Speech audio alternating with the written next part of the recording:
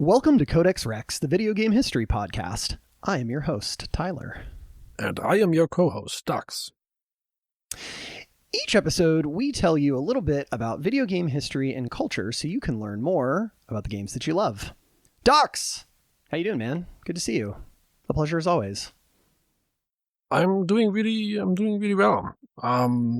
It's so hot here, so I'm basically like I'm you see me in the camera. I'm in the jar.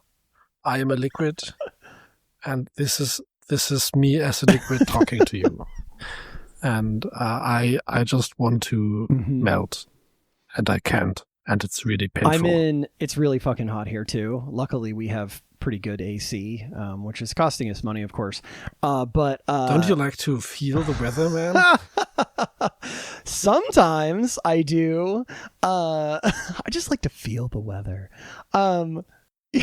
Sorry, laughing at that throwback. Anyway, yeah, I saw in a locals 40K Discord I'm in, somebody posted, it said picture of me waiting for the bus. And do you remember the old Nickelodeon show called Kablam?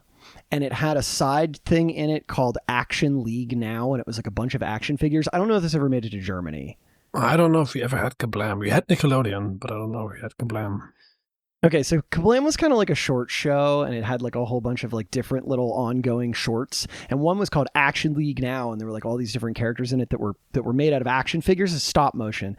And one, one was like a stinky diver, a former Navy commando with an attitude as bad as his odor, or like things like that. But then there was one, they puff up all these different characters, and then it says, "And Melt Man with the power to melt." And it was just a melted action figure in the sun. Oh no. And I'm just like, yeah, I fucking empathize. I'm Melt Man today. That makes sense. But yeah, have you played any games or anything lately? Oh yeah. Have I played any games? I have not touched anything new. I have gotten a new copy for a role-playing game that I would like to play, this is kind of like this is a big thing, and so people that play role-playing games will know that it's released, but I got Daggerheart. And Daggerheart is like this game that was really, really pushed by the Critical Role team, but also like a lot of independent role-playing game creators were involved with it. People like John Harper and other guys. And I got the book, and it's really nice. And I think it's trying really hard to give Hasbro and Dungeons and Dragons and Wizards of the Coast the boot because they deserve it. Yeah. They absolutely do, yeah. Having played a bunch of role-playing games that are not Dungeons and Dragons, I'm starting to see the merits of moving away from that system.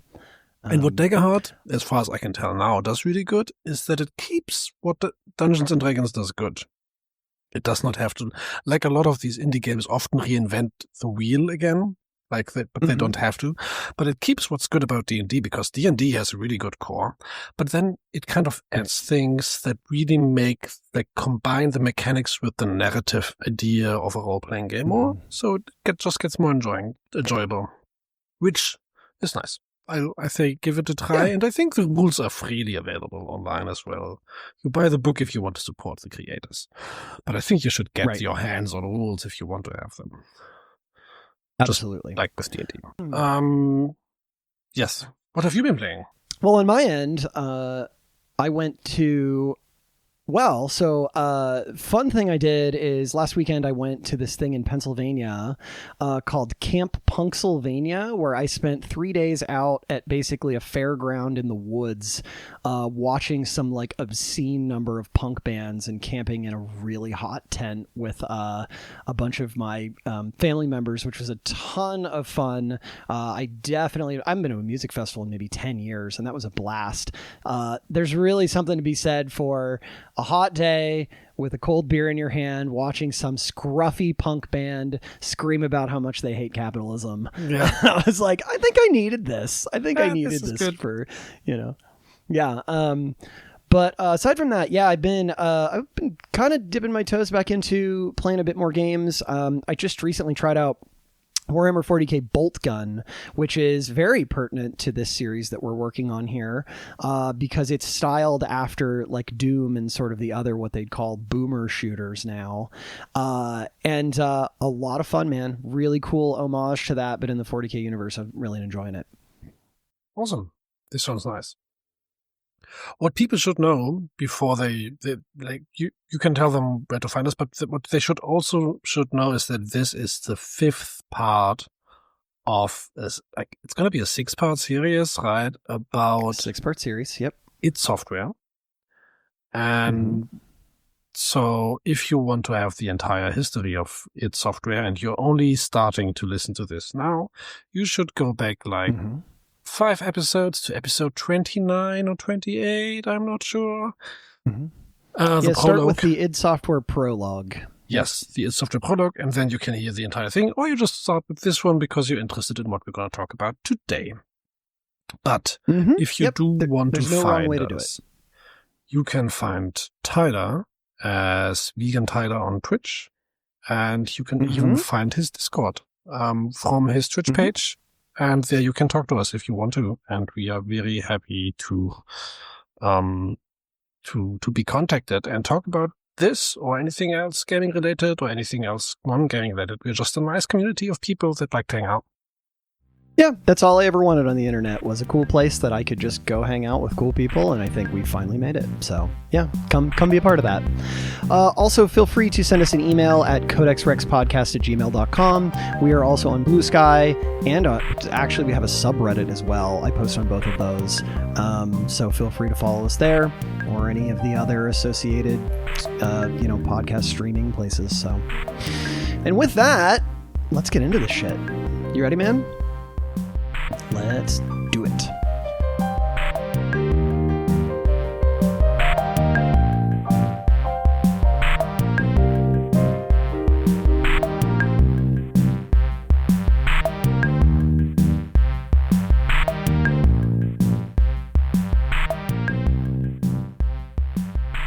Okay. A little bit of backstory. So when we last had our last episode, the id Software team, they're sort of hot off the heels of both Doom and Doom 2, and they are raking in the cash. They are like turning into like video gaming superstars. They've sort of taken the world by storm. And John Carmack has said that he says his next big project is going to be that he's going to make a full 3D engine, because the games up until that point were not fully 3D. They were what we would call like 2.5D or like a pseudo 3D. It's because the levels were 3D, but these all the characters and NPCs and stuff like that were all just sprites, right? Correct. Yep. So like an approximation of full 3D, but not actually 3D. Yes. And so basically, as you probably have all heard in the last 4 episodes of this series, the team would basically figure out what they were going to make based on what Carmack's engine would be. And Carmack's engines were always like a bit ahead of the game in the industry. And he'd sort of make them from scratch. And so as Carmack tells everyone that this 3D engine is going to be available, John Romero, like, very excitedly says to everybody, awesome, we can finally make Quake. Now, if you listen to the earlier episodes, you might have caught a reference to Quake. In the early days of id Software, the original crew back then had an idea that they thought would be the ultimate RPG. It was based on a D&D campaign that John Carmack was running. In one particular, there was an NPC that they liked named Quake, and they went on an adventure with Quake a few times, and he was this incredibly powerful entity. And they said that their adventures with Quake were the highlight of this campaign, and the team thought that it would be really fun to make a game where you could play as Quake. I have a quote here from John Romero. We thought it would be incredible to play as Quake in a computer game, to wield that kind of superhuman strength, to fly on the back of a dragon. And who wouldn't want to use his 2 extraordinary superpowers? First was his hammer, capable of destroying most everything in his path, which we imagine players using as Quake used it, to flatten enemies to paste. Second was the omnipotent Hellgate Cube, which floated above Quake and delivered devilish damage to enemies that dared challenge him. Sizzling Quake's foes with lightning bolts seemed to be the Hellgate Cube's favorite action. It does kind of sound like an odd power fantasy. Like I'm not seeing the appeal if I was not there, but I'm fine with it. Right. Right. Yeah. I mean, I guess like I think I saw in another another interview, maybe I mentioned earlier, that they imagine this game to be sort of like a proto God of War kind of thing. Like you are really powerful and you're crushing these really big enemies, especially in like the first like PS2 era type God of War games. Yep. And so like that was kind of what they imagined, right? I see that. And so if you remember, they had put a teaser into Commander Keen about a game about Quake that was going to come, and then they determined that game wasn't feasible with the technology at the time, so they sidelined all of it. But now, as they're all sitting around the table, the technology seems to be within reach. So Romero starts excitedly rattling off ideas. There'd be different kinds of levels. Maybe the cube would orbit your character's head and attack enemies for you. Maybe it would have its own AI. Maybe if it was happy with what you were doing, it would affect the actions that it did. And so he's bouncing all these ideas. And it's like, seems really, really ambitious, like just really like this is going to be crazy.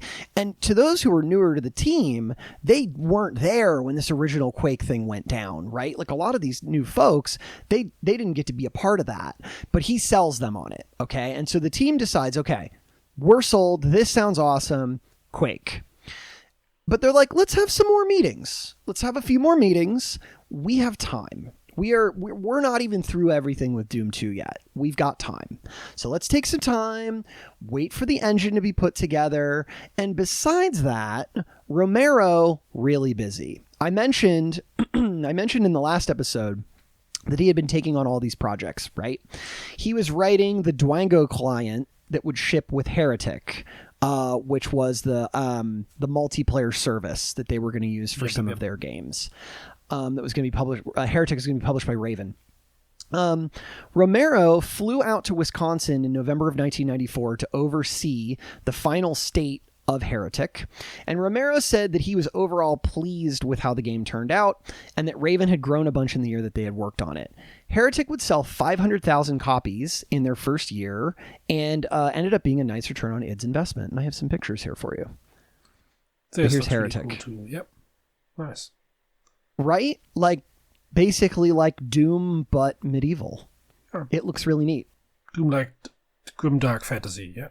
Absolutely. Yep. So, like, still holding weapons out in front of you, right? Like, still the 3D, 2D mixture, right? Just looks really cool. Yeah, like cool cover of a wizard, like, zapping a skeleton. It says Heretic from the publisher of Doom. I would have played the fuck out of this game as a kid had I known it existed. Absolutely. Okay.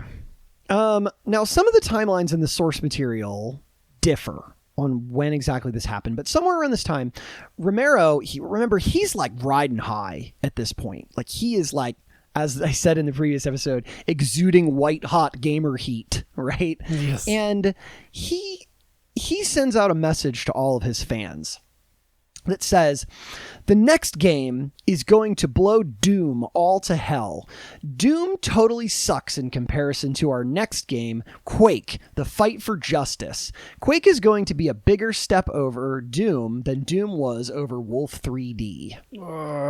So basically, he's like setting it high. Like, someone is catching Peter Molyneux-isms. Let's sell things that we haven't built yet. So as you might imagine, the rest of the team is like, what the fuck are you doing?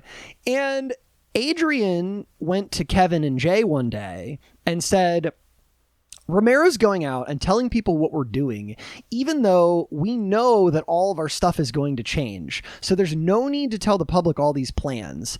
Romero just likes the attention, which is why he does it. Yep. So, okay.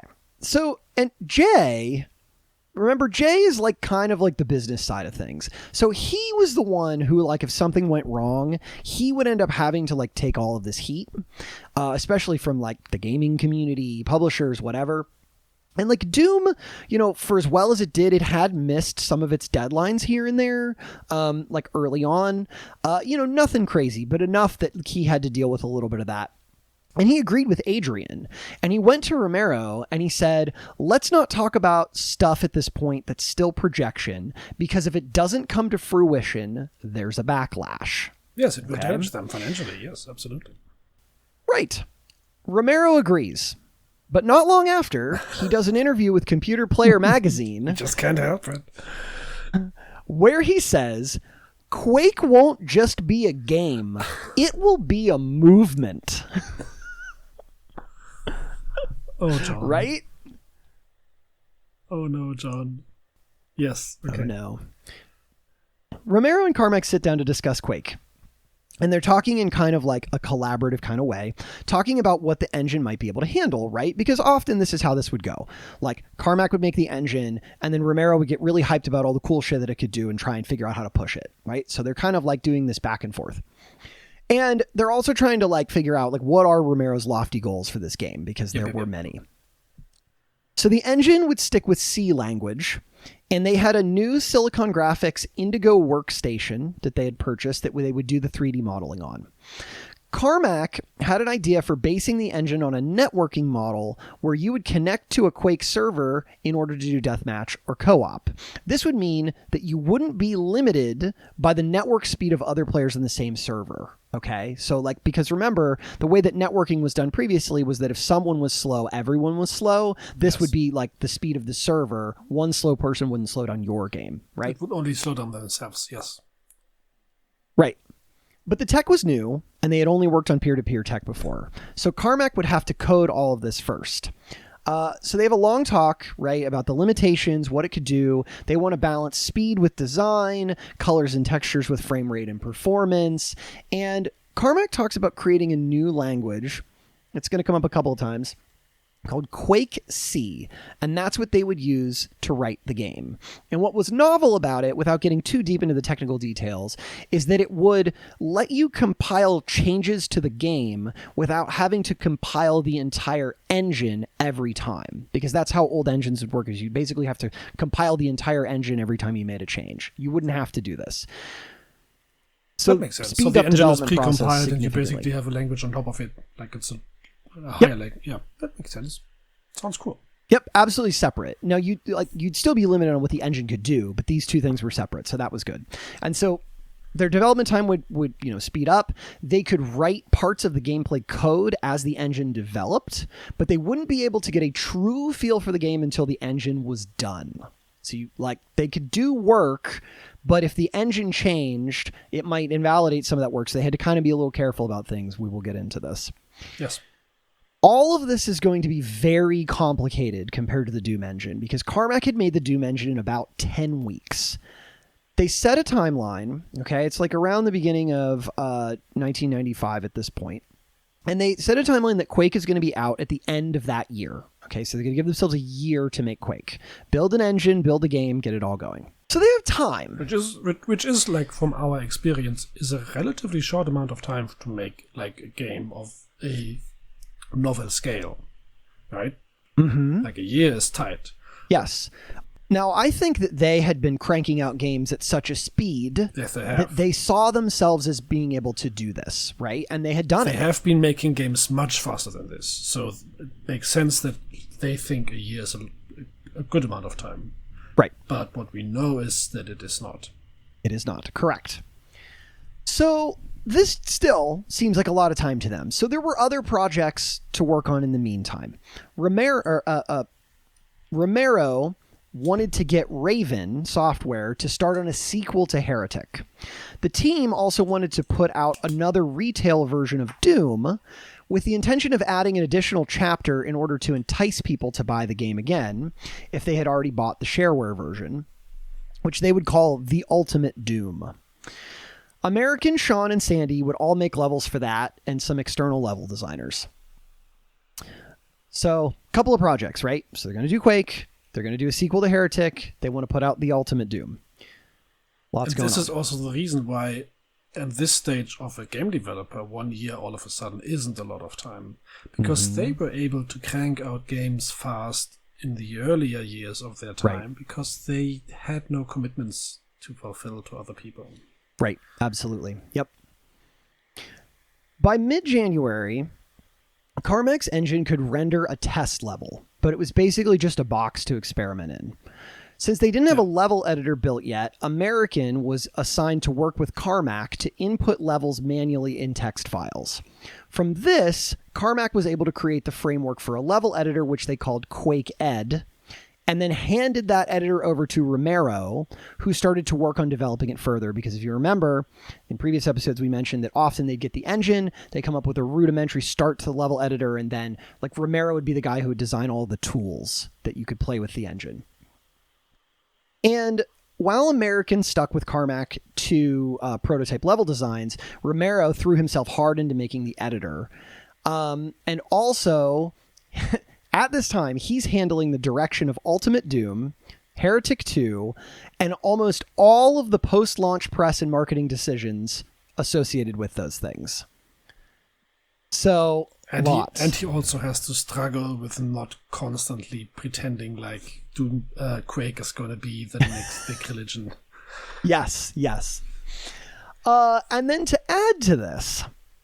Carmack had initiated a deal with a game developer group called Cygnus Studios, who were game developers in Illinois. Carmack had been emailing with a programmer named Scott Host and suggested that maybe their team could create a new game based on the Doom engine. They were finishing up a game for Apogee, and given how close id was to Apogee, they suggested that the team relocate to Texas.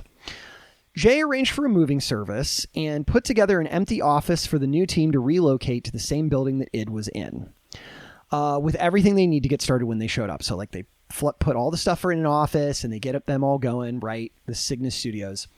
So this team shows up a week later, and everyone assumed that since Carmack had initiated the deal, that he would be the one who would oversee production in the way that Romero was doing with Raven. We'll put a pin in that. Carmack does not talk to people. You already see where this is going, so we'll come back to that later. I know Carmack well enough by now that he will not engage with people if he does not have to. Oh yes, the coding isolation is his favorite place to be. Yes. Romero was very busy. He said that there were days where he would literally work on 3 different games in a day, not to mention the nonstop rush of calls from the media, potential partners, fans who wanted to talk to him. And the guys from id were recognizable. They would pester the guys from id in the parking lot, the lobby. They would walk up to them at the grocery store. And there's just like everywhere. One book described deathmatching as almost becoming a way of life for some gamers.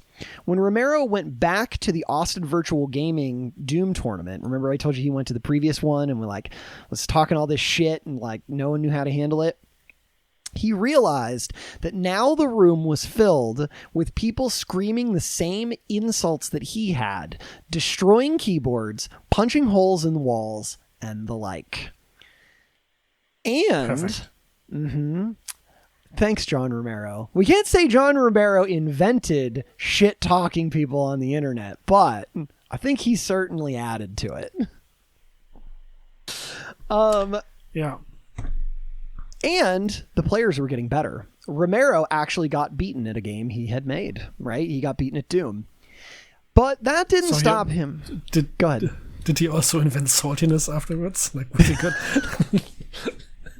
Well, my keyboard got stuck. It wasn't like this wouldn't have happened if, I don't know, if you weren't cheating or something. I will give you a great example of that later. Okay, nice. I probably shouldn't have said that with ice in my mouth, but we'll make it work. Okay. Also, Romero sunk deeper into playing deathmatch in the office, which I'm going to say, like, given the amount of work that this guy is doing, I kind of don't blame him for wanting to blow off some steam, but he just played a shit ton of deathmatch from everything I read. And while Romero was doing all this stuff and deathmatching in the office, Carmack went deeper and deeper into his coding. He arranged his hours to be alone as much as possible. He got tired of talking to reporters. He got tired of the coming and going in the office. Romero and Sean are playing games. They're shooting each other. They're screaming. He claimed that in early 1995, his ideal schedule was coming into work at 4 p.m. and working until 4 a.m. I've had a colleague like exactly with the same time frame, and exactly for the same reason once. He would always come in at 4 and leave at 4 for the sole reason to not meet people. It's funny. Even I, Mr. Sociable, I love being around people. I love being around people in an office setting. But what got me through writing my dissertation was actually working through the night. Like, I wouldn't get up until the early afternoon, and I would work until the birds were chirping in the morning, and then I would go to bed. Isolation and getting into the crunch, yes. Yep. The fewer things I had to deal with that were out in my surroundings, the better. So that lasts 4 or 5 months of my dissertation. I was John Carmack here. Yeah. Carmack's lofty goals of making a fully 3D world turned out to be a lot harder than he thought it would be. He was spending thousands of dollars on academic books, academic papers. He found little in them that he could use. Creating a new engine of the magnitude that he wanted would take his full abilities and cutting edge machines. It was absolutely daunting, but what made things more difficult for him was that he was starting to believe that his main collaborator, Romero, was drifting away. In his mind, Romero was becoming too focused on too many things that didn't matter. So, he needed a programmer that could keep up with him. And for this role, he looked for a man named Michael Abrash. Abrash was a longtime veteran of the industry, and he had written the book that Carmack and Romero had used to learn how to make their earlier side-scrolling games. So do you remember all the way back in episode 2? I showed you a book and said, it's a book by Michael Abrash. This is the guy. That is that guy, okay. Yep. So he's significantly older than them, right? A little bit, yeah. I actually don't know how old he is at this point, but he's a bit older, yeah. Oh, that's fine. And he's a longtime veteran of the industry, and he had been working for Microsoft at the time. And when Carmack went to visit his mother in Seattle, he had been corresponding with Abrash for a while, and he's like, why don't we go out to dinner? So the two of them go out to dinner, and Carmack tells him about his plans for Quake and how he envisioned Quake being the first steps toward this metaverse that he had read about in Neil Stephenson's 1992 novel Snow Crash. He's like, I think this is the first... these aren't his exact words, but this could be the first steps to creating a persistent, fully 3D online world. Okay. Yep. And to Abrash, this recalled all of his own fantasies. He had also read Snow Crash. He had dreamed about these virtual worlds as well. Carmack offers him a job at id, and Abrash tells him he's going to have to think about it.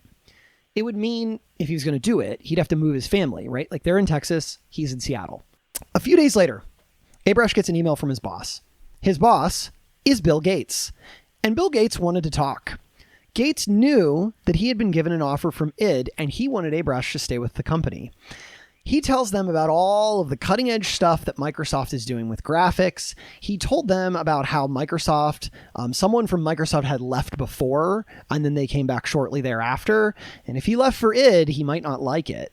So he's talented enough that Bill Gates wants to keep him there. Okay, nice. Abrash decides to take the job at id, and he would start in April of 1995. He wanted to be right there. He thinks this is it, the cutting edge of virtual worlds. Plus, he felt that Carmack seemed like he didn't have anyone around him who could truly appreciate his ideas. And Sandy Peterson had said that he thought that one of the reasons that Carmack hired Michael Abrash was because he wanted someone he could talk to about esoteric coding stuff, right? And that maybe he wanted a friend on that level, okay? Yeah, someone that could it's completely fine that you want a colleague that right. can comprehend what you are doing, to be to be understood, and that is, I think, that makes sense. But this would also improve his work, because to make progress in a field that has not been touched before, you need communication with others. Mm-hmm. So it also professionally makes sense to get Abrash, I think. Absolutely, I agree. That being said, Carmack wasn't fully without anyone to talk to, because during this time he became closer to American McGee. American McGee had been doing a great job on Doom 2, and as Quake began to pick up in development, he and Carmack would hang out all the time. With the money working at id, American bought a house right next to Carmack, and then they would hang out even more. And like from what I read at this time is that like Carmack was just absolutely possessed by his problems with like engine development, and it was all he could think about. And he would go over to American's house at weird hours of the night just to like bounce coding stuff off of him, and then they would like stay up throughout the night like experimenting and testing and stuff. And I guess that they hung out so much that the team used to joke that there was a tunnel between their houses that Carmack would use to get in. And it was during this time that Carmack started to vent to American about how he didn't know what to do with Romero. He said that he felt that Romero's passion for programming games had been taken over by his desire to play them. When American told Carmack that he thought that Romero was slacking off, Carmack got slightly offended. He said, "Romero is a really strong finisher, and until you see it, you're not going to understand," end quote. So, like, to summarize here what I think, right? It seems he's unhappy with Romero. He needs to vent. But then he didn't want anybody doubting Romero either, right? Because they were like companions in this. Really weird spot to be in where like you're unhappy, but if like someone talks shit on the guy you're unhappy with, it bothers you, right? Very strange.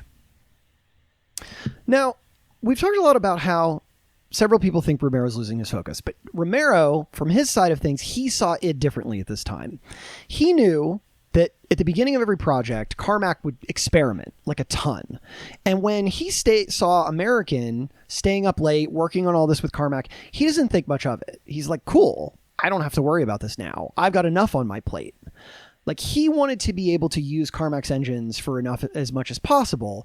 And because Carmack's engines were getting increasingly complicated, lengthier to create, we've got time. Why not work on other projects, right? Like, why just sit here while we're waiting for this engine? Let's do something else.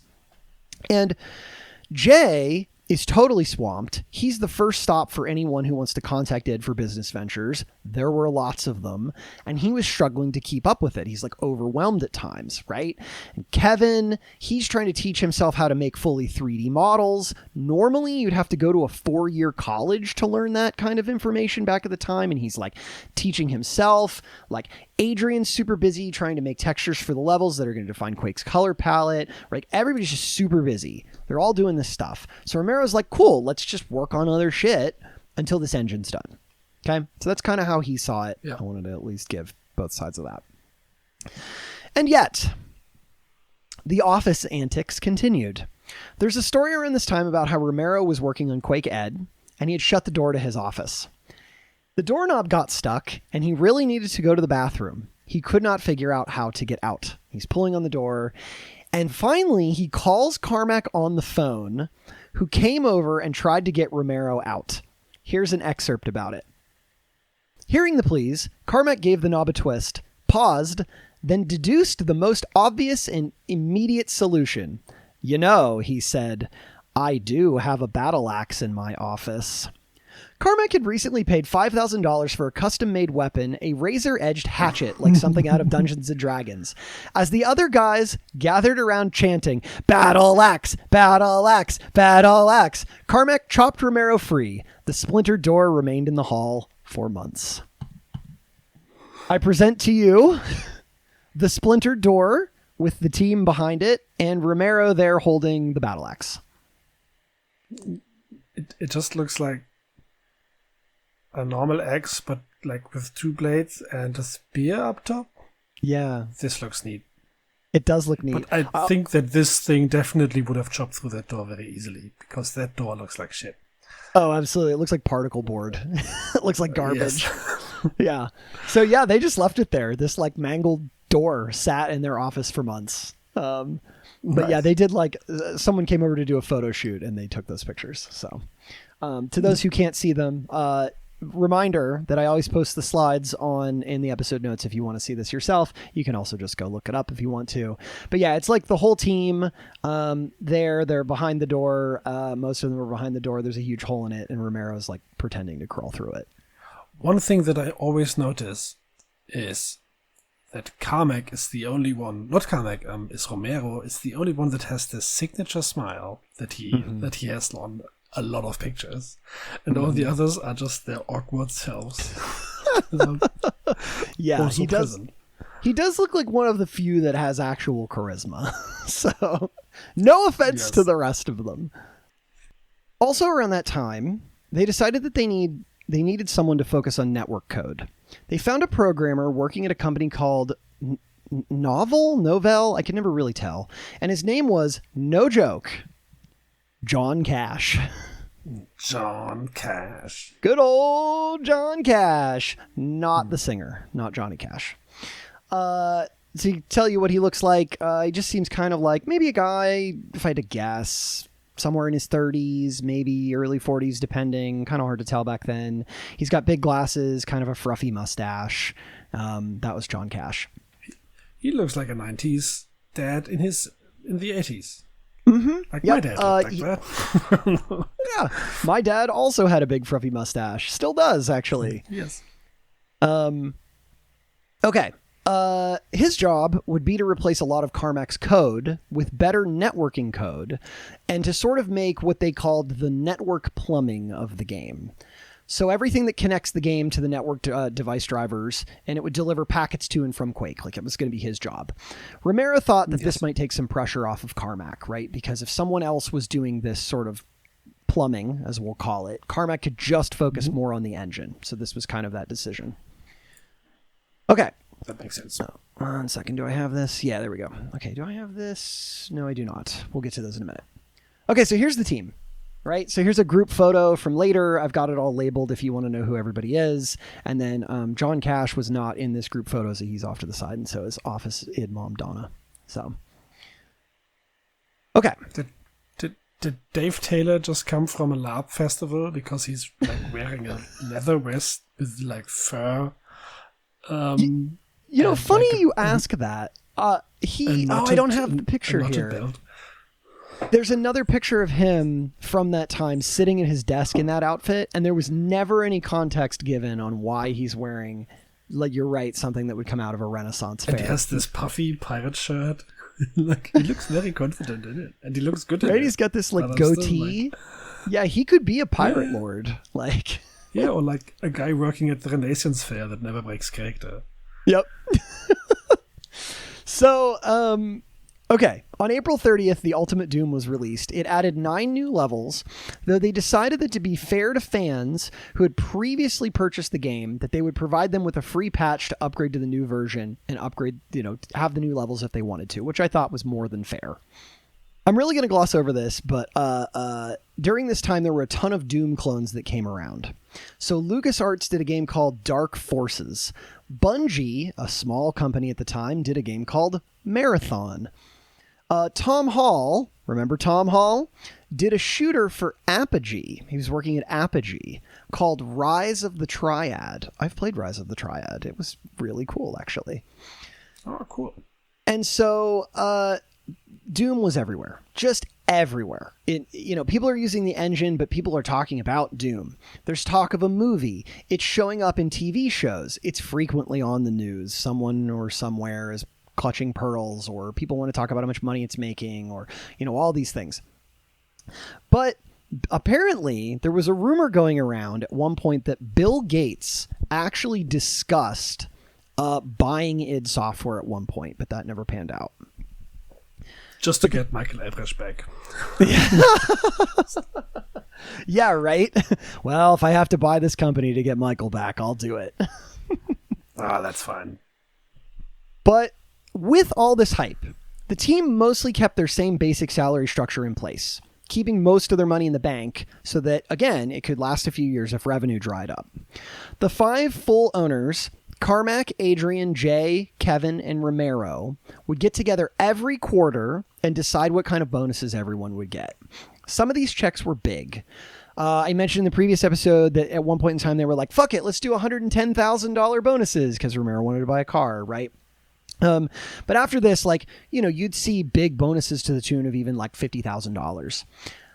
And so Romero used some of his money to buy his father a house in Idaho so that he could work on a mining operation with a family friend. Romero and his wife Beth started looking for a house as well. He decided on an empty lot that overlooked 2 golf fairways, hired an architect to design and build a house for him, and then started doing some sort of work on the side with this architect to like build a house from scratch. Which is a ton of work. So tons. Lots of stuff to balance here. Mm-hmm. Yeah. We'll see if that all works out. These all of a sudden, these are grown men that have to do lots of grown man stuff all of a sudden, and not just some kids that live out of the back of their car or something like that. Yes, the scale has quite changed when you hit it Absolutely. This big. Yep. They might not be realizing yet that this is a problem. Yep. And that they need to fucking law department and an HR department, and they still have not done that. Even after all of the things that have happened until this point, they have not yet done it. Mm-hmm. Yeah. Why? Yep. As far as I can tell, they didn't. But, if there was ever a law department that was picked up, like, at some point, like, I'm sure at some point id Software had someone that they, like, talked to. Like, eventually they got, like, a PR thing, but, like, they don't talk about it. You don't need a law department, you need a lawyer. That's right. Like, of course you can just hire a lawyer and then they work for you out of their own firm. Yes, of course. Right. But regardless, yeah, never mentioned from what I could tell. So, yes. Okay. Michael's arrival in April was a bit uplifting for the team, and he and Carmack started working together quickly. But the game didn't have audio. American McGee had an idea. What if they got the band 9 Inch Nails to make audio for their game? So, if you remember in the previous episode, I think it was the previous episode, yeah, I mentioned how the lead singer of 9 Inch Nails would get off of, touring and then immediately ditch everything and go play Doom, right? So Yes. But I don't think they know this at the time. Romero was worried that the soundtrack would be too much of their usual vibe. If you've ever heard 9 Inch Nails, it's kind of like industrial metal, right? And Yep. And Romero wanted something that was going to be more atmospheric. American was sure that 9 Inch Nails was talented enough to be able to make something dark and disturbing, so they had Jay call up the management for 9 Inch Nails and pitch it. It took a day for the deal to be created. The band were apparently all huge fans of Doom, and they planned on visiting the offices. The team freaked out. Quote from Romero, "We couldn't believe it. They played our games? They were huge fans of ours? It seemed inconceivable.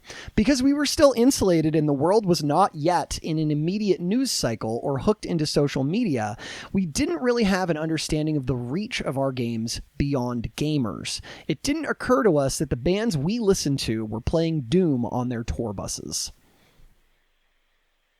That must be a cool feeling. Yeah. To make that realization, yes. Even though now it seems a bit obvious that, of course, a hit game like that would also reach all kinds of people, but it makes total sense. Like, in this world that they lived in, this wasn't apparent. Yeah. Right. They made American the point person who would handle deliveries of the music, and he was very excited because this was his idea, right? He's in his early 20s. This band he really likes is going to work on music for his game, right? Like, he's pumped. He went online and told fans on internet relay chat that 9 Inch Nails was planned to make the soundtrack, and the internet absolutely lost their shit. Doom had already come with a pretty heavy metal edge, and this pairing seemed perfect for fans. Romero said that at times the company was very open about what they were doing because they thought that exchanging ideas with the greater world was valuable to them and to others. Quote, "We were not concerned that others would take our ideas and run with them. No one could catch us anyway." End quote. And I would say with that, he's not that wrong. Like, they were so far, they were always one step ahead of the industry, at least for a time. So, like, if they were building something really novel and doing it very quickly, others might not be able to pick up on that idea and do it at the same speed, was at least their thought. Okay. But he's also not seeing that the times are changing and that they are getting slower and older and not as nimble as they used to be. This is true. So they should be more careful. Will this bite them? I bet it will, because you are very You are underlining all of this very carefully. I think I'm very carefully underlining many issues with development that appeared. And we'll see how many of them pan out. Some of them do. And many of them went, and when they would do interviews or when they go online, they would talk about their own visions for the game. Maybe if you were injured, you would leave blood trails. They envisioned spells that you could cast. Enemy AI might have leaders and followers, so like maybe if you took out a leader, it would do something. Dave Taylor went online and talked about Quake's hammer and described it as rather lame and said that he was intentionally trying to kill it because he didn't like the idea. So there's like... not only are they all going out, like Romero's going out, he's doing all this press saying that, you know, Doom's going to be the fucking greatest thing ever, but others are like telling their own visions for the game, what they like, what they don't like, what they're doing. There's just like nonstop deluge of information. And this is not like on Twitter, right? Because this didn't exist. This was on some random info pages on the internet that they have been using some... it's... this is like... This is a different internet. We have to understand this. So these will be small bubbles of people that they talk to. Right. Now, as summer of 1995 came along, Quake's development was, by many accounts, not going well. Carmack and Michael were working on the engine. Romero was mostly doing other projects. That left the rest of the team trying to figure out what they were even supposed to be doing. Because if there's no engine to work from, and Romero's off doing other things, what is everybody else doing? So they started getting restless. Kevin and Adrian were making textures and character designs, but started to struggle in some spots. Dave, American, and Sandy had the least amount of work to do. They were stuck making levels that didn't have a lot of gameplay, and every time the engine would change, they would have to redo all of their work. They started getting frustrated with the tech and the engine being unfinished. They were also frustrated that the gameplay wasn't finalized on what it would look like. Some folks within id thought that Quake as a game was starting to fall apart internally, and resentment started to build for both Romero and Carmack. The engine had already taken several months with no end in the horizon. Romero's off doing his own thing, and the rest of the team, they just feel like they're in the wind. Sandy, once this happy, cheery guy, started becoming very sullen. American turned himself inwardly, and he started tinkering with the music, but then he started like traveling to New Orleans. He's hanging out with Nine Inch Nails. He's getting them to record sound effects. So he's off kind of doing this thing. There's a story, one random story, about American working with Trent Reznor, the lead singer, and he hung out with them and did like some touring with them. He hung out with Marilyn Manson for a while, and Sandy Peterson told a story online about where Nine Inch Nails came to the studio. Remember I said that they were going to visit, and the whole team went out to dinner with the band, and while they were there, someone, and no one knows who did this, but someone put PCP in American's drink, and he got like super sick, and no one knows who did it. Yeah, nobody knows who laced his drink. But Sandy said that there were rumors going around online at the time that like the band Pantera also happened to be there. I assume they were touring together, and like the rumors were that someone from Pantera put something in American's drink, but like no one ever knew, and like that's probably all just hearsay, right? Like what the hell? Crazy times. But don't put PCP in people's things. What's wrong with you? No. Yeah, right? Like, this can kill someone. That's just good life advice. Don't put anything in anybody's drink. No, don't do that. But why? American changed up his vibe. I know. American changed up his vibe. He started dressing in all black, which is him here on the left, switched up his hair, and started leaning into this dark rock star vibe because he's hanging out with Nine Inch Nails all the time, right? Yeah, it's fair. He just got cool people and kind of got a style from it. That's good. Yep. But Carmack then started to complain that American wasn't making levels anymore. But American had been put in charge of doing the music, right? That was his job. Yeah.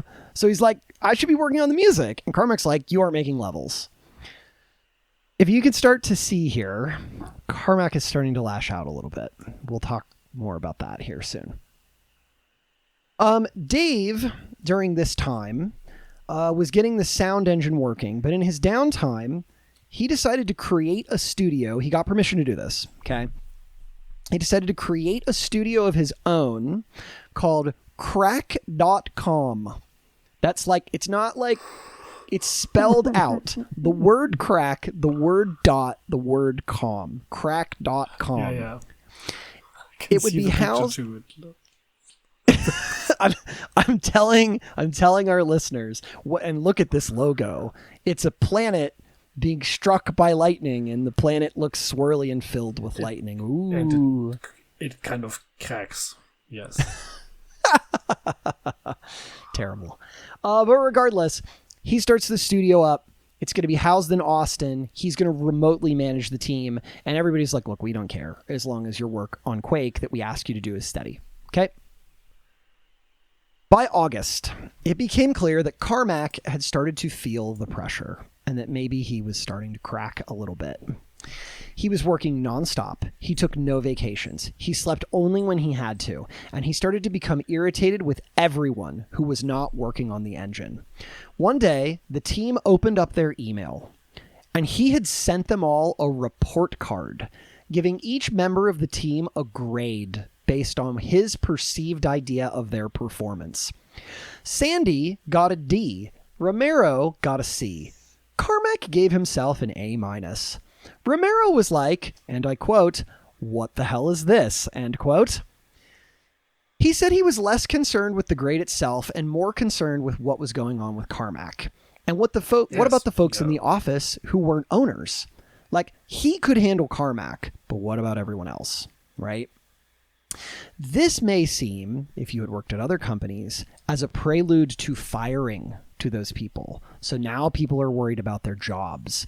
And people were also getting graded on things they couldn't control because they couldn't do their jobs because the engine wasn't finished. So if your job is to use the engine to make fully fleshed out levels, but there's no engine, you can't do your job. Therefore, it would seem like you're doing nothing because you're doing very little, right? So Romero walks over to Adrian and Kevin, and they talk about it. Romero told them Carmack was under a ton of pressure, and what they decided to do was do nothing about it. They said nothing about it. And Carmack never brought it up again. Here's a bit from Romero's book. Not talking about it wasn't the best decision. He sent that report card out because he needed something. That something wasn't our heads down silence. What he wanted, I suspect, was for me to dump everything else I was working on. All of it. All the side projects that were bringing in income. And dive 100% into Quake. At the time, that would have meant jumping in on the engine to push it closer to gameplay. While the need was certainly there, the reality of our situation didn't exactly allow it. It would have meant breaking the contracts we had signed and taken advances for. We had to deliver on those contracts. To offload all my stuff, like Quake Ed, Heretic 2, and prior to its release, The Ultimate Doom, we needed to hire more people. But Carmack was strongly against this and had already shot the idea down before. It wasn't pretty, but it was the situation we were in. We assumed that the report card was a one-time eruption from a person under incredible pressure and went on about our business. Framing it that way makes it sound like John Romero was making sensible decisions about business and Carmack was given all the resources that he needed and just wasn't looking at the business as a businessman, which does not seem correct. Carmack was overworked and maybe there would have been like some compromise, and then thinking that the only thing he could have done was throwing everything away, speaking of John Romero, is a bit like reducing it to a black and white issue, which it is not. He could have simply like talked to him. And I know Carmack isn't a talker and like a person to discuss things, but ignoring it is like a different kind of deal here.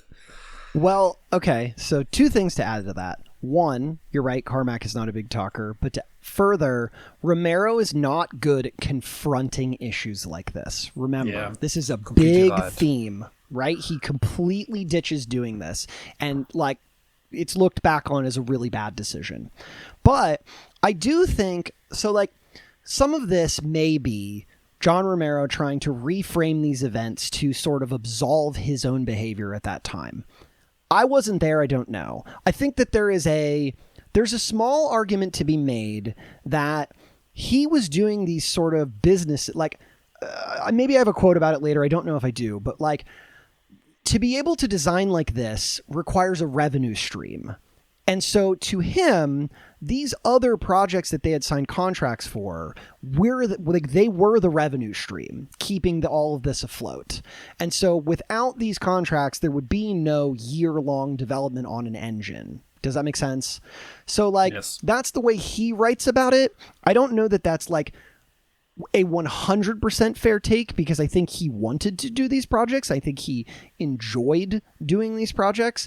But like, I think in a lot of ways, like Carmack wasn't the only person to notice that Romero wasn't doing some of this work. But Romero, to his credit, also is like, there's no fucking engine, man. What am I supposed to do without an engine? Right? Yeah. So tough position. And further, I think a big thing that in that quote, he's like, they needed more people to finish up the engine, but Carmack wouldn't let us hire anybody else to work on the engine. How can it get done quicker unless we all drop the shit we're doing? Right. So no right answer there, but a problem for sure. I don't think so either. And I don't think that from this position we can make any like comment on how this should have been solved.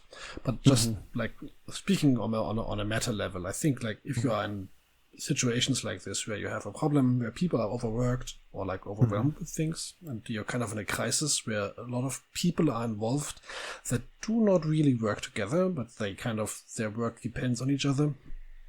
I think it's often very helpful to have like an honest exchange of information that does not involve making decisions, that just simply involves exchanging what other people are doing. And there's like concepts in modern development groups that are vaguely framed under the term of agile. Like if you use things like Scrum or Kanban that exactly aim at things like this, like making development processes, may there be software development or other things, like make them more transparent so people understand what the issues are and why certain things are necessary and why certain things get stuck at certain stages. And this often makes people feel much more in charge of convoluted processes. So Absolutely. If you are in a development team and don't know what to do, look at Agile. It is not a proprietary thing I'm pitching here. This is completely like it's an open method you can look up. It's really helpful to get work done with a lot of people that is very complicated. Now, I would also say we have that in the modern day, right? We can look at what works and what didn't. But a bunch of young 20-somethings in isolation in 1995 did not. Yeah. These ideas did not exist at the time. This was completely new, and these issues were completely new. Yes. Yep. So I guess that Sandy Peterson, he was displeased with his grade. And so he went to Carmack to discuss his concerns. And one of his concerns is that there wasn't a design document for the team. So like there was nothing to like fall back on about what they like should be doing, like what should be working on, like what's the design of the game. Because Sandy, remember, he had come from, working on Call of Cthulhu. Then he had worked at other game studios. He was used to a design document in that previous work. And Carmack hears him out, but doesn't change direction. They didn't want to be a, quote, design doc studio. If you remember, Tom Hall's adherence to a large design document was the thing that got him fired. And so they were really leery about having this rigid design document. Now, I'd say there's conflicting stories here. In one of them, one account, and I'm not sure if this is true, but I saw it in a book, Romero was asked to put together a design document, and in that account he did so, and he created a short 2-page thing. But in that account, it was seen sort of as a lazy attempt. Romero told them, well, this is just how it operates. You're just going to have to kind of get used to it, right? There's no design documents. It wasn't a long list of written work. There wasn't that kind of stuff. The game itself was supposed to be a living design document. But in Romero's book, he claims he was never even notified about Sandy's design document conversation. So who knows what's actually true there? Two conflicting stories. But whatever account is true, the big thing to take away from was there was no design document to fall back on. you must also understand that like communication is convoluted and it's like really difficult, and that some people hear things that others did never say, and some people will not hear things that people said. So having different memories of these times is completely understandable.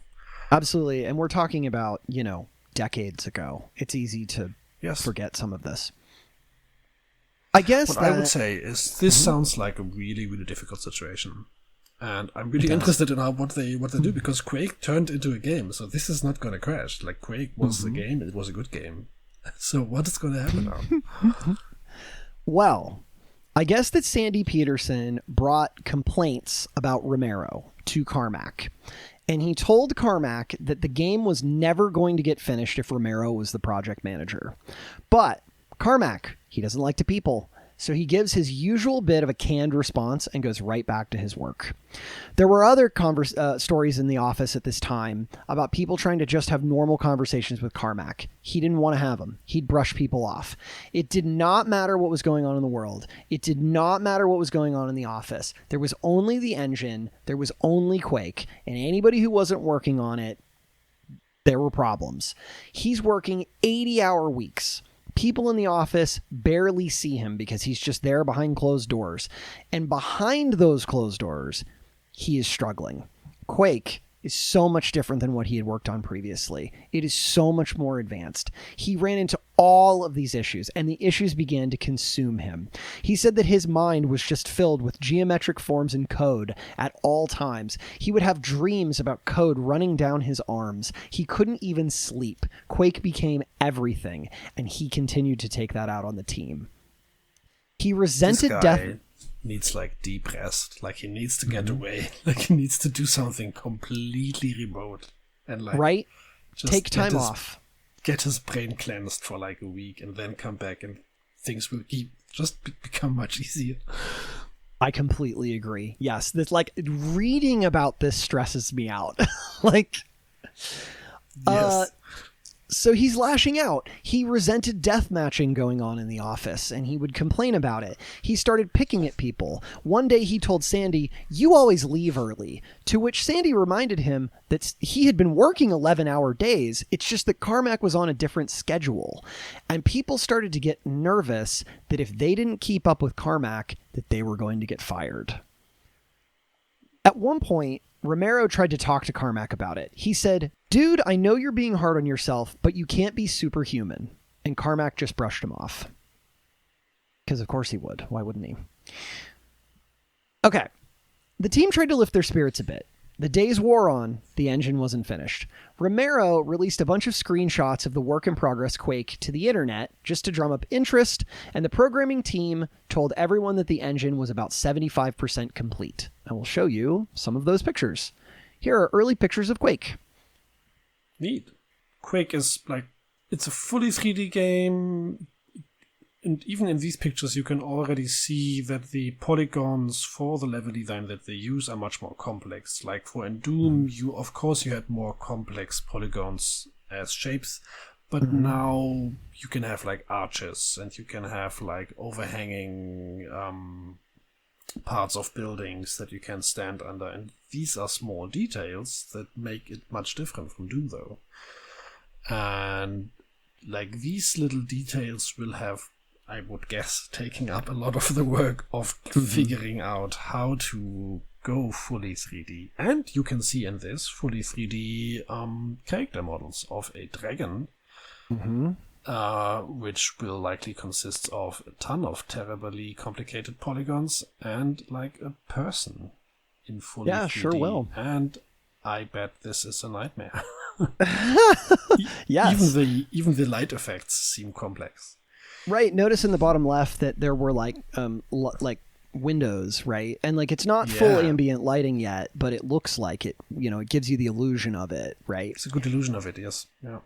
So the fans see this. They go nuts. Fan reactions are nuts. And this fan response boosts the team a little. Sandy and Jay go to a European game conference in September, and they show off a mechanic they were testing out, where you could look up and down by using the mouse wheel. This is something that we have not mentioned. Yes. That you couldn't, like in Doom and in Wolfenstein, you would not look up and down. You always look straight ahead, and if you shoot something that is above you, but straight ahead above you, like diagonally, and you would shoot in this direction, you would hit it. This would not be the case in Quake, because the movement of the bullets would also be happening in full 3 dimensions. Right. Yep. And I recently, I think yesterday, I thought that we never mentioned this, and this is important because this is a huge difference from Quake to Doom. Yep. Good time to talk about it. Now, if memory serves, I don't have it here in my notes. If memory serves, there had been some small attempt in a couple of previous games to tinker with being able to look up and down, but nothing really major that I had seen. And this whole idea of using your mouse wheel to look up and down was novel, from what I can tell. I think about trying to do that. We also have to mention, this was a time where mouse wheels were not commonplace. So it was completely normal to have a mouse that did not have a mouse wheel. Right. And they a mouse at this time, my memory serves, there weren't a lot of digital mice, so they had these balls underneath, right? No, they had these fucking balls, and you had to clean them all the time because they sucked so hard. And they would pick up every single cat hair in a 12-mile radius, and then you'd pull the ball out, and there'd be like a small gerbil's worth of hair in there, and you'd be like, fuck, I cleaned this last Thursday. What is this shit? And you know, I don't miss that. When we talked about console smegma, there's also a mouse ball. There's also mouse ball smegma, so you could open the mouse up, and then you would find this gunk inside of it, of things that you could not define, but it was in there, and you would have to kind of get it out of it. I have turned so red, and I'm like heaving at the phrase mouse ball smegma. Thank you. Thank you, Docs. You teach us all. I do. Anyway, so after you cleaned out your mouse ball smegma, you could look up and down with the mouse wheel. And everybody's like, ooh, it's mouse wheel technology, it's fucking great, and everybody's freaking out. And Sandy, I'm trying so hard not to laugh, I'm gonna do my best, but Sandy, having come from pencil and paper RPGs, okay, he was in his element talking about this 3D RPG that they're going to make, including all the gory details of what you could do with enemies. You know, he's telling them all this stuff like, oh, you can take their heads and you can take enemy heads and you could put them on an altar and you could sacrifice them and you could power yourself up. And reporters just loved it. They just absolutely loved it. Okay. In September of 1995, since they had multiple projects going on, Heretic 2 is getting close to release. The pressure is continuing to build. Now remember, they started working on this engine in January. We're in September now, and we're still not there. Kevin, Jay, and Romero are all stretched to the limit on their own work. So one way that they decide that they can do things is that they could bring in someone who could run their self-publishing efforts. Because remember, they're going to self-publish. They did this with Doom. Okay. The team gets together and they voted on it. And Carmack has to relent. He doesn't want to hire anybody. He finally relents. They vote, and they're going to hire somebody. Adrian knows a guy that he thinks they should give the role. It is a guy named Mike Wilson. Okay, we'll get to Mike Wilson here. He's on the left. We'll get to Tim here on the right in a second. Mike Wilson. To describe this guy, he just kind of looks like a chill kind of beach guy from the 1990s, right? Long shoulder length kind of red hair, you know. A bit Kurt Cobain-ish, maybe. Great way to put that. Yes, very Kurt Cobain-ish. That looks red in this picture, but I've also heard it described as blonde. Maybe that's an error because there's a quote here, but we'll get to it in a second. Maybe like a dirty blonde. It doesn't quite matter. But point is, this is Mike Wilson. Such a dirty I'm blonde. quibbling over the tiny... Stop. Why?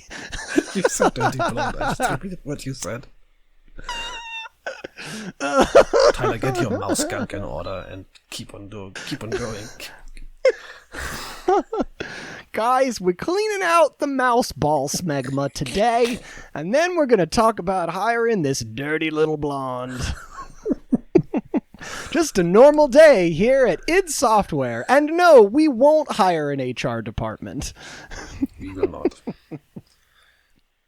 So, who is this guy? Mike Wilson, because he's going to matter here. Adrian had been friends with Mike since high school, and when Adrian bought a Dwango franchise 6 months previously, he got Mike to run it for him.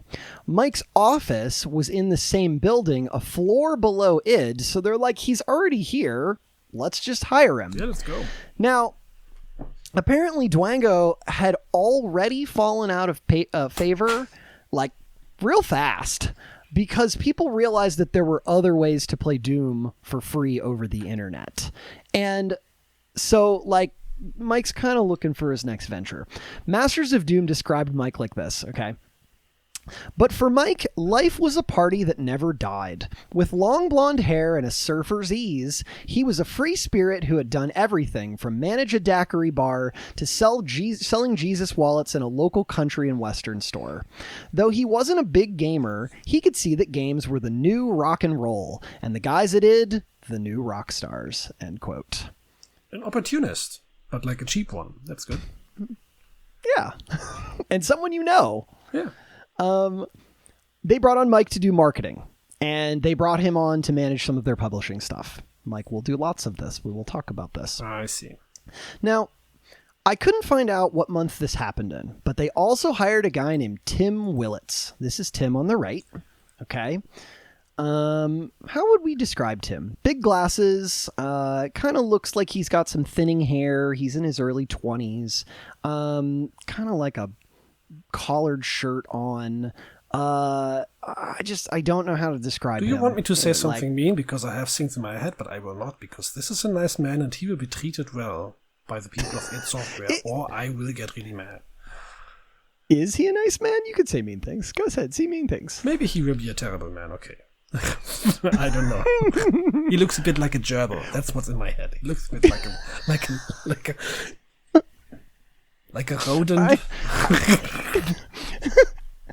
I was gonna say, I hate to say it too, but this picture of him, he looks like if you were trying to put together a guy in an office setting that would get bullied in like a 90s movie. He looks like that guy. He looks highly bullyable. But this is not how you talk about people. This is a human being, and he deserves respect. And he will I hope he will be nice, and I hope that they will be nice to him. Let's see how they will disappoint us this time. Okay. Let's see how they'll disappoint us. Maybe it is Tim, guy who looks kind of like a gerbil, who will disappoint us. I'm not sure. We'll see. Okay. All right. So here's what's up with Tim. Here's a little bit about Tim, because he's going to matter here soon too. Cool. Tim tells a story that he knew he wanted to make video games after he played the shareware demo of Doom, okay, while he was pursuing a computer science degree at the University of Minnesota. Whoa, that's good. In the game, yeah. So remember I talked about how like Doom and the modding community and all this stuff really spawned this like sort of next generation of developers. He's playing this demo of Doom basically, and he's walking around in the first room. And he's like, oh, cool. That's the whole demo. What a neat little tech demo. And then he found the door to lead you out of the first room. And he said it just totally blew him away because he didn't realize you could leave. He had been a part of the Reserve Officers Training Corps in the U.S. Armed Forces, which was a college-based program that trains you to be an officer in the military. But he was 23 years old and still living at home, and he would sometimes portray the school's mascot, Goldie Gopher, to make cash on the side. He looks like the guy who would play Goldie Gopher. Imagine now that I would have said that he looks a bit like a gopher. That would have been extra fun. I'm dying. In his free time, he's making Doom levels and distributing them all over the internet. And this got the attention of the folks at id. And American McGee... He's like a real modder. He's a real modder. Community. He gets really deep. Yep. So through this, his levels are so good that American McGee reaches out to him and they start talking. And through their correspondence, that's how they end up hiring. They end up hiring Moan. They offer him a job, and they're like, we need help with these side projects. Like, we just do not have enough manpower. Carmack be damned. We need another person, so they bring Tim on. Okay. Now, remember how I told you that there was this company, Cygnus Studios, that id had brought on to make a game with the Doom engine, that Carmack had set this deal up. But they were working on a game. Then they moved in next to them, and Carmack, when they moved in, didn't want anything to do with them. That's kind of the gist that I got from that. They were working on a game called Strife using the Doom tech. And the owner of Cygnus Studios was a guy named Scott Hest. And Scott Hest was really into John Carmack's way of doing things. He thought that if he emulated Carmack's work ethic, that they could ship Strife quicker. He starts extending his team's working hours. And then story goes that he wrote a program to track and evaluate his team's performance. But his team was comprised of people who had never made a game before, and they were all still in the process of learning. And learning takes time. He starts fighting with his team, and one day, the 3 folks on his team come to Romero to talk. They told Romero that they were quitting, and that they were going to create their own startup. They told him, "We don't want to work with a dictator." So Romero goes and talks to Jay. They realize that Carmack, no surprise to you and I, has been completely hands-off with this team. And even if Carmack had been involved, why would Carmack complain about someone emulating his work ethic? Yes, it's perfect. Right? Yes, the perfect work ethic. Right? Very healthy. Good for everyone involved. Won't crash and burn, I promise.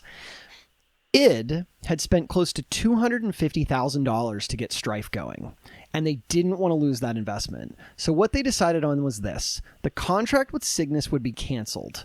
The folks from that team would start their own company, Rogue Entertainment, and they would continue to work on the game. So here's the logo for Rogue Entertainment. Over there on the left, it's like a swashbuckler kind of dude. I think it's because they went rogue.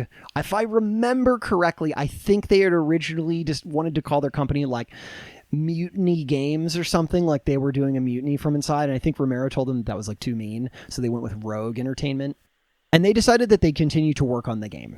Okay. Romero knew a guy named James Monroe. James Monroe was, interestingly, when Romero was living in the UK, I offhandedly mentioned he briefly dated when he was there. Well, the girl he was dating, James Monroe is her brother. So he knew this guy. And so he calls him up and offers him a job as the team's programmer and gives him 25% of the stake in the company at Rogue Entertainment. And James Monroe accepts. He moves to Dallas. Okay. But they want someone there to oversee. So Tim Willits. Tim Willits is assigned, newly minted, on the team. Tim Willits. They send him to go assist the team. And then they also send Sandy over to act as like a quasi-producer to keep things going. Because again, if there's no fucking engine, what are these guys doing? So they send them to go work on other projects to sort of save this project that's about to fail. This way, right? They've got people on the inside and they're going to have stuff to do. And Sandy is thrilled. He's like, oh my God, I have work again. Okay. Their new hire, Mike Wilson, also got to work. I'm going to skim here. But he did a lot of stuff quickly. One of his ideas was to take and put together a CD of user-created levels for Doom, Doom 2, and Heretic. Because remember, if you couldn't go online and download all of them, you didn't have a connection, a modem, whatever it may be, how would you access all these really cool things that people on the internet were making? So they were going to, his thought process was like, there's already all these tons of CDs going around, and those CDs would already scrape thousands of fan levels off the internet and throw them onto a CD, and it costs them nothing to develop. And so there are these other companies who are profiting off of their levels, and they're pure profit. So why don't they get in on that, right? Yeah, sure. And there was just so many mods. And I know I've said this a million times. He knows the modding scene well, so it's good for him to do it because he knows what's good already. Right. There were mods. that changed the gameplay. There were mods that turned the game into Alien.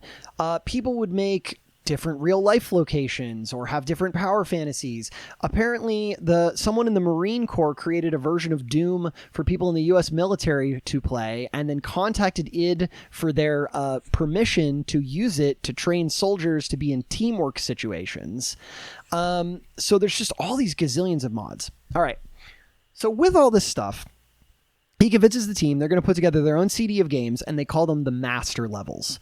And they contracted some of the better map makers, and they actually paid them to use their creations, which I thought was cool, right? That is really nice, yes. 2 of the levels in the master levels were actually made by Tim Willits, the guy I just mentioned. And Mike is also the person at this time, a slight diversion. Remember, there was the game Heretic that they were working on, Raven was working on. He says that they shouldn't call it Heretic 2, they should call it Hexen, and everybody agrees that that's a much better name, so they changed it to Hexen. Okay. I think this gives you an idea of the kind of guy Mike Wilson is, and the kind of guy that some of the rest of the office were. Okay. So there's this really bad tension in the office that everybody steps into, and everybody's displeased with all these things. So Mike is like, I'm going to lighten the mood of the office. And he decides to hire a stripper. Okay? You should see Dox's face. Okay? So she walks in, topless, holding a pizza. She walks into Romero's office and asked if someone ordered a pizza. No, I didn't order a pizza, he said. Then she asked somebody else in the office who said, no. Then Carmack's door opened and the topless woman walks in. Did you order a pizza? No, I didn't order a pizza, he said, and immediately went back to his work. The stripper got mad and said, boy, you guys are boring as hell, and walked out and left. I hate male culture so much.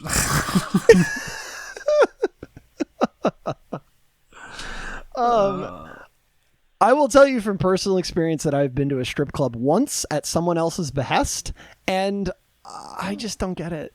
I mean, okay, obviously I get the idea of like, okay, let's go look at naked women, but like, to me, it just was really awkward. And I was just like, okay, I don't understand why this is glorified. Like, who is this catering to? I wasn't quite sure. I don't know.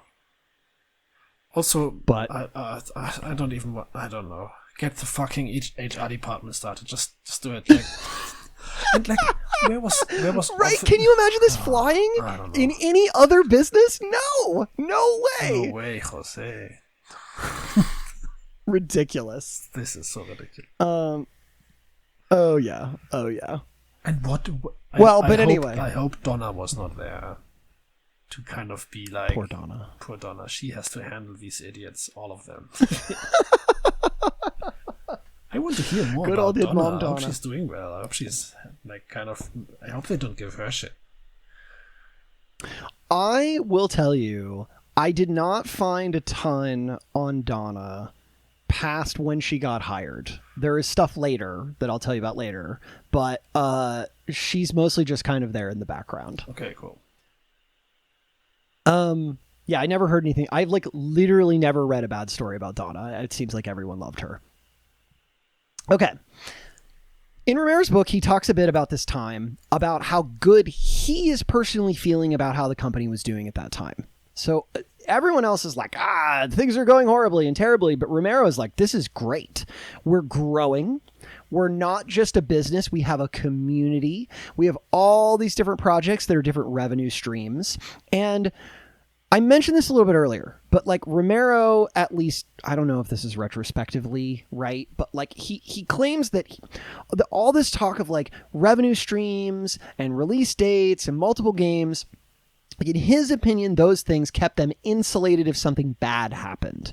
Like, he always wanted to make sure that they had padding.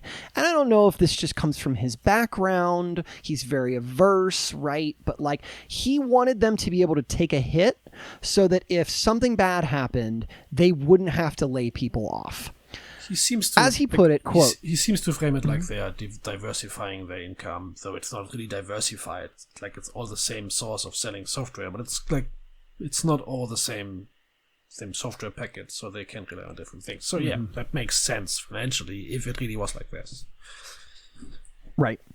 As he put it, quote, the "it's done when it's done" development mantra requires a continuous money train to power it. Yeah. It does. It does. It truly does. I read some other accounts that Romero was fine with just pushing forward as they were and let's just wait for Carmack to finish, right? Look, we don't need this death schedule anymore. We've got a growing employee base. The money's still rolling in. We've got these side projects. Like, let's just give Carmack the space to finish his engine in the way that he wants and just give it time. We'll just do stuff while we wait. But Carmack did not agree. He completely disagreed. He wanted to intensely focus on one game at a time with a small and agile team, and the friction just continued to build. Carmack pulled Adrian and Kevin aside and said to them, quote, "We need to put Romero on record that he is about to be fired," end quote. Adrian pushed back. Romero was his friend, but Carmack insisted, and they knew that without Carmack, without an engine, they had nothing. On October 20th, Carmack, Adrian, Kevin, Jay, and Romero all met for their regular shareholder meeting in the conference room. And as the meeting got close to wrapping up, Carmack said that he had something that he wanted to talk about. He said, "Romero is not doing enough work on Quake. You are spending too much time on other projects. So I want to issue a formal warning, and your bonus will be less to reflect it," end quote. Romero said he was very taken aback. He retorted that he was working constantly.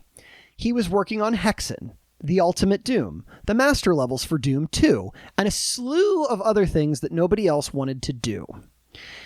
Adrian and Kevin backed up Romero, but Carmack doubled down. Yes, Romero was focusing on things, but he wasn't focusing enough on Quake for Carmack's liking. And to summarize what Romero said back to him, the engine wasn't done.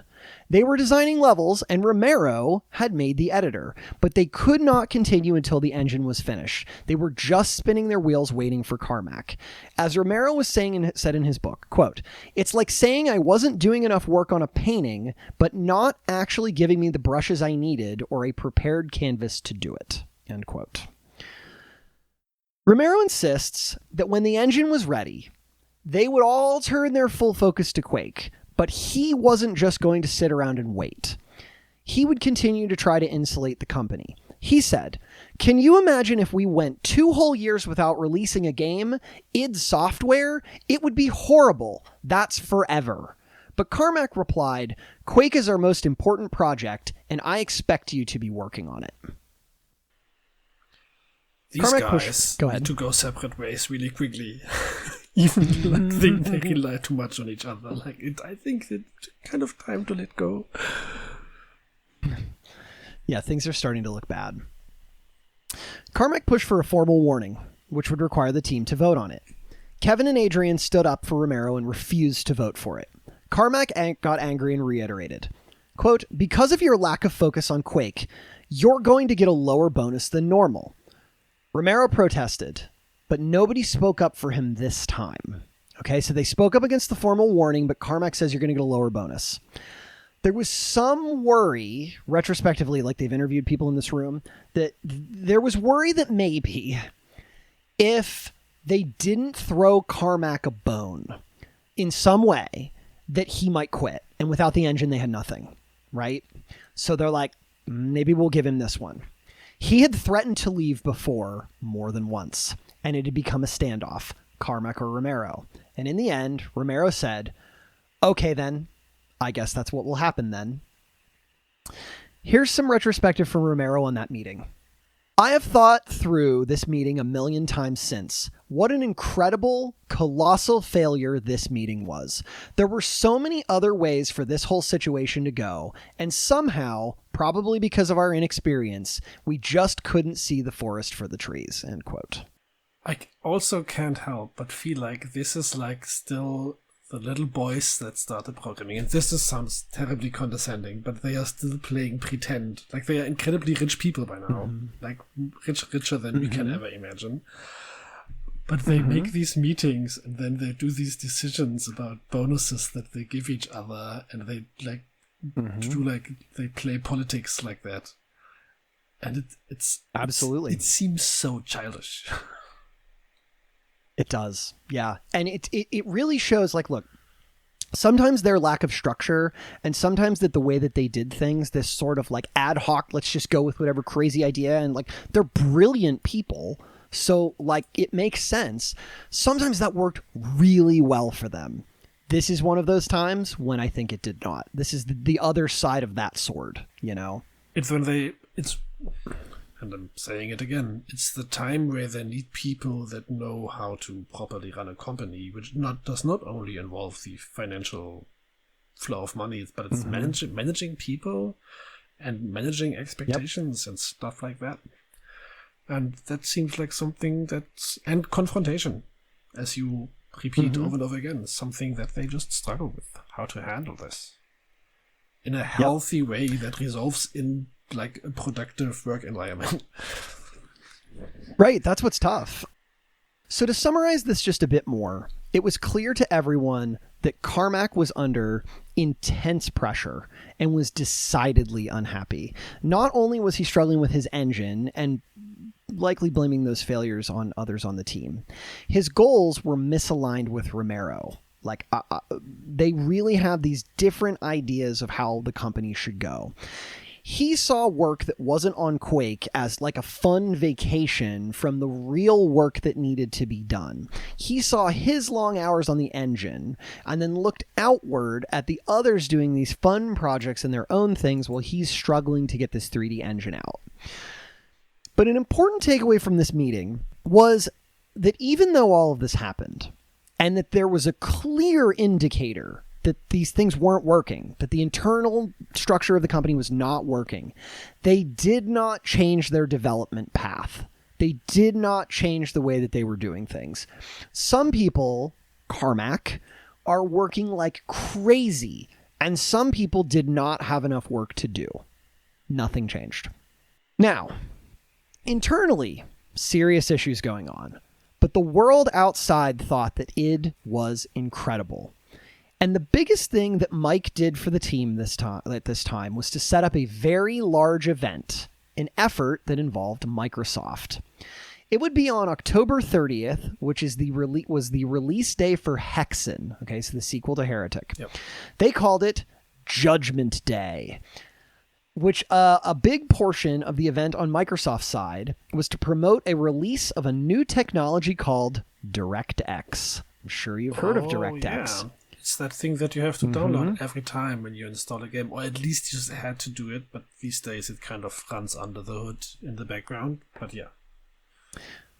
So we could get into a long thing about DirectX, but I'll summarize a little bit. Windows had been, like, around this time, they had been talking about bringing developers to work on MS-DOS. Or let me rephrase. They had been working with developers who had made MS-DOS games, and they wanted them to make games on Windows 95. And developers turned them down for various reasons. One was that there were issues moving from MS-DOS to the new Windows environment, including a compatibility issue that had really mired a release of a Lion King video game for the PC. Like, it came out around Christmas and the previous Christmas, and it was horrible. Like, it had these terrible compatibility issues, and it was like a total flop because of this, and people were pissed.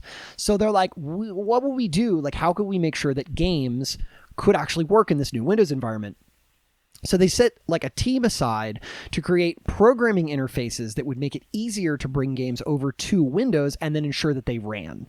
So if you're working within DirectX, then you know your game's going to work on the platform. Now, there was hesitation from Carmack at first about DirectX. He was not sure how he felt about it. But after Microsoft told them that they would port Doom over for them, they're like, cool, we don't have to do the work, and now our game is on another, like, it's in DirectX. Like, you guys do it. Sure. Great. And so they had released WinDoom earlier in 1995, and they wanted at this, like, big party to showcase Windows as a gaming platform. Okay.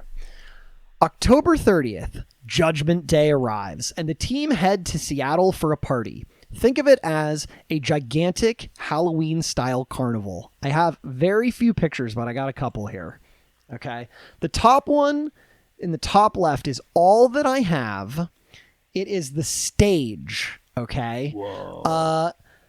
There were 35 different developers there, including LucasArts and Activision. There was a haunted house, a huge food and drink tent, a Ferris wheel. Talk show host Jay Leno was there, acting as a master of ceremonies. As a kickoff for the event, three people dressed as demons came onto stage to pass judgment on a gamer whose crime was that he still used MS-DOS.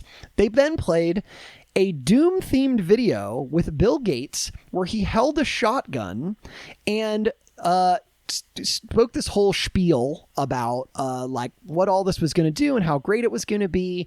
And then like a demon shows up on the screen and says like, "Hey Bill, can I have your autograph?" And then he like pretends to shoot him with the shotgun and everybody went crazy like it was the coolest thing ever. There was an industrial band there that was dressed like the Pope, Jesus, and Satan, and apparently it pissed off so many people that at one point in time the security guards stormed the stage and told them to shut off their band equipment. Apparently Mike invited the world's top Doom players to be in a 20-player tournament. That's them down on the bottom.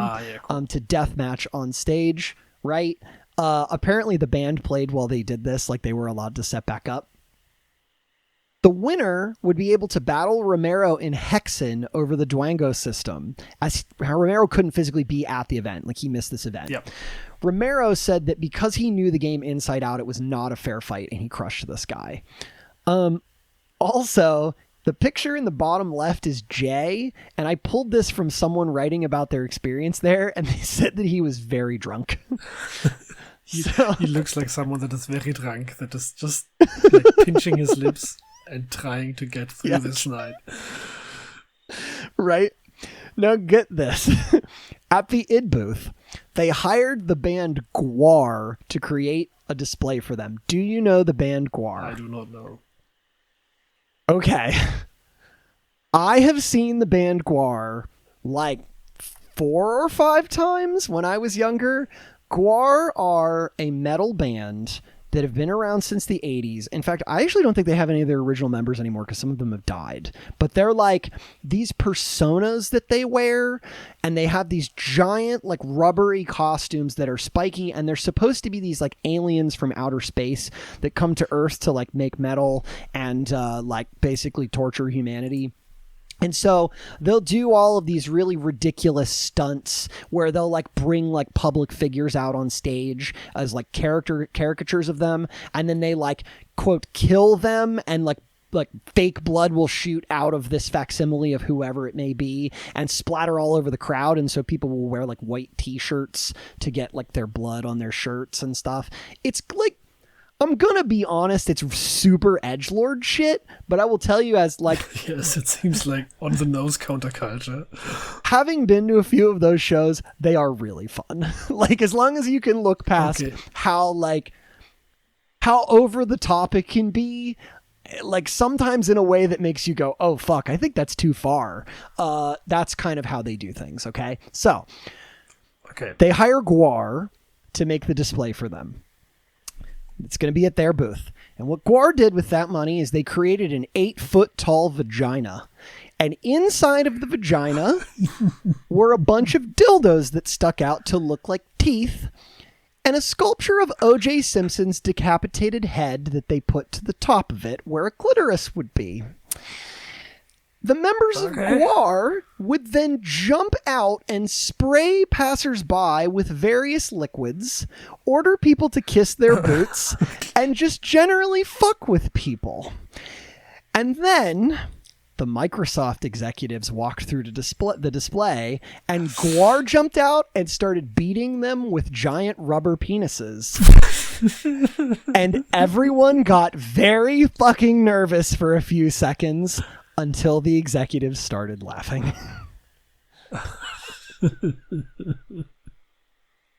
I'm like, oh boy. Oh yeah. I'm like, if there was anything to say it was a different time, it was a different time. Like, holy shit. I can't imagine this in 2025. Yeah, cool. This is interesting. My skin crawls just thinking about this.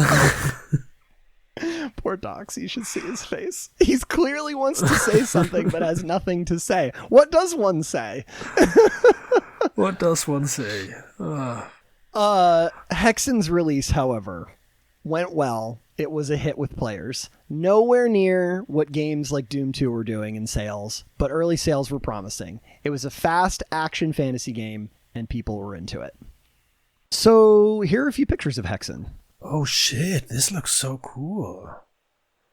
It does look really cool. Fuck, the big upgrade over the previous one. Like the sprite art for the hands and the animated weapons is so detailed, and like you can see the veins and the muscles on the hands of the spellcasting hands. Like you see like two hands, and they're casting like this bluish lightning aura to probably cast some kind of lightning spell, and they look so nice and detailed and anatomically correct. It's really cool. Yeah, I agree. And this is something that we've talked about on the podcast many, many times, is my deep opinion that pixel art is timeless. Dude, and so I look at this and I'm like, this is a game I could play today and think it looks really, really good. This is a timeless game. It's perfect. Yeah, it looks great. Kudos to them. Okay. In November, Romero kept trying to keep things moving along, right, with Quake and all these other projects, and got a few more projects going. So he's already swarmed with projects, but he's got more stuff coming up. But that's his deal, right? Because he always says he wants to diversify the income sources. Yes. Yep. Raven would make an expansion to Heretic. Okay, so the first game that they made. They would also start making another game that they called Hecatomb.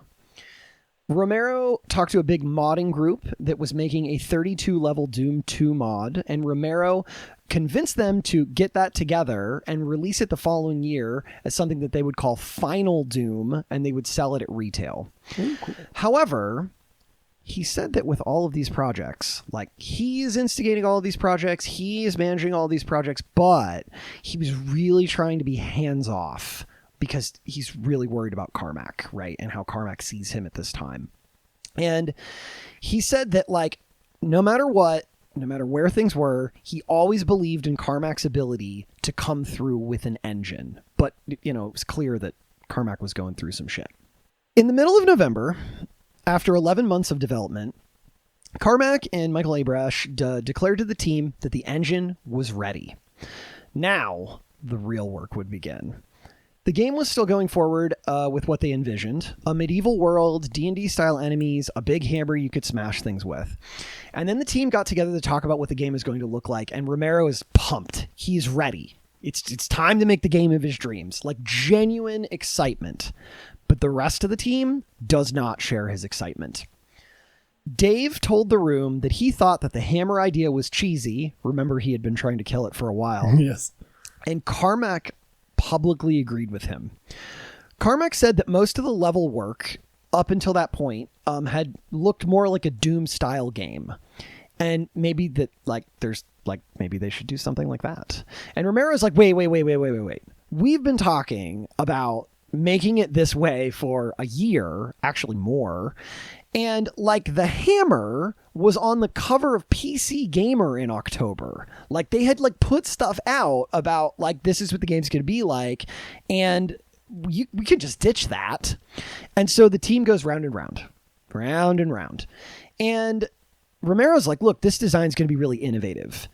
But American McGee was kind of the final push to change things.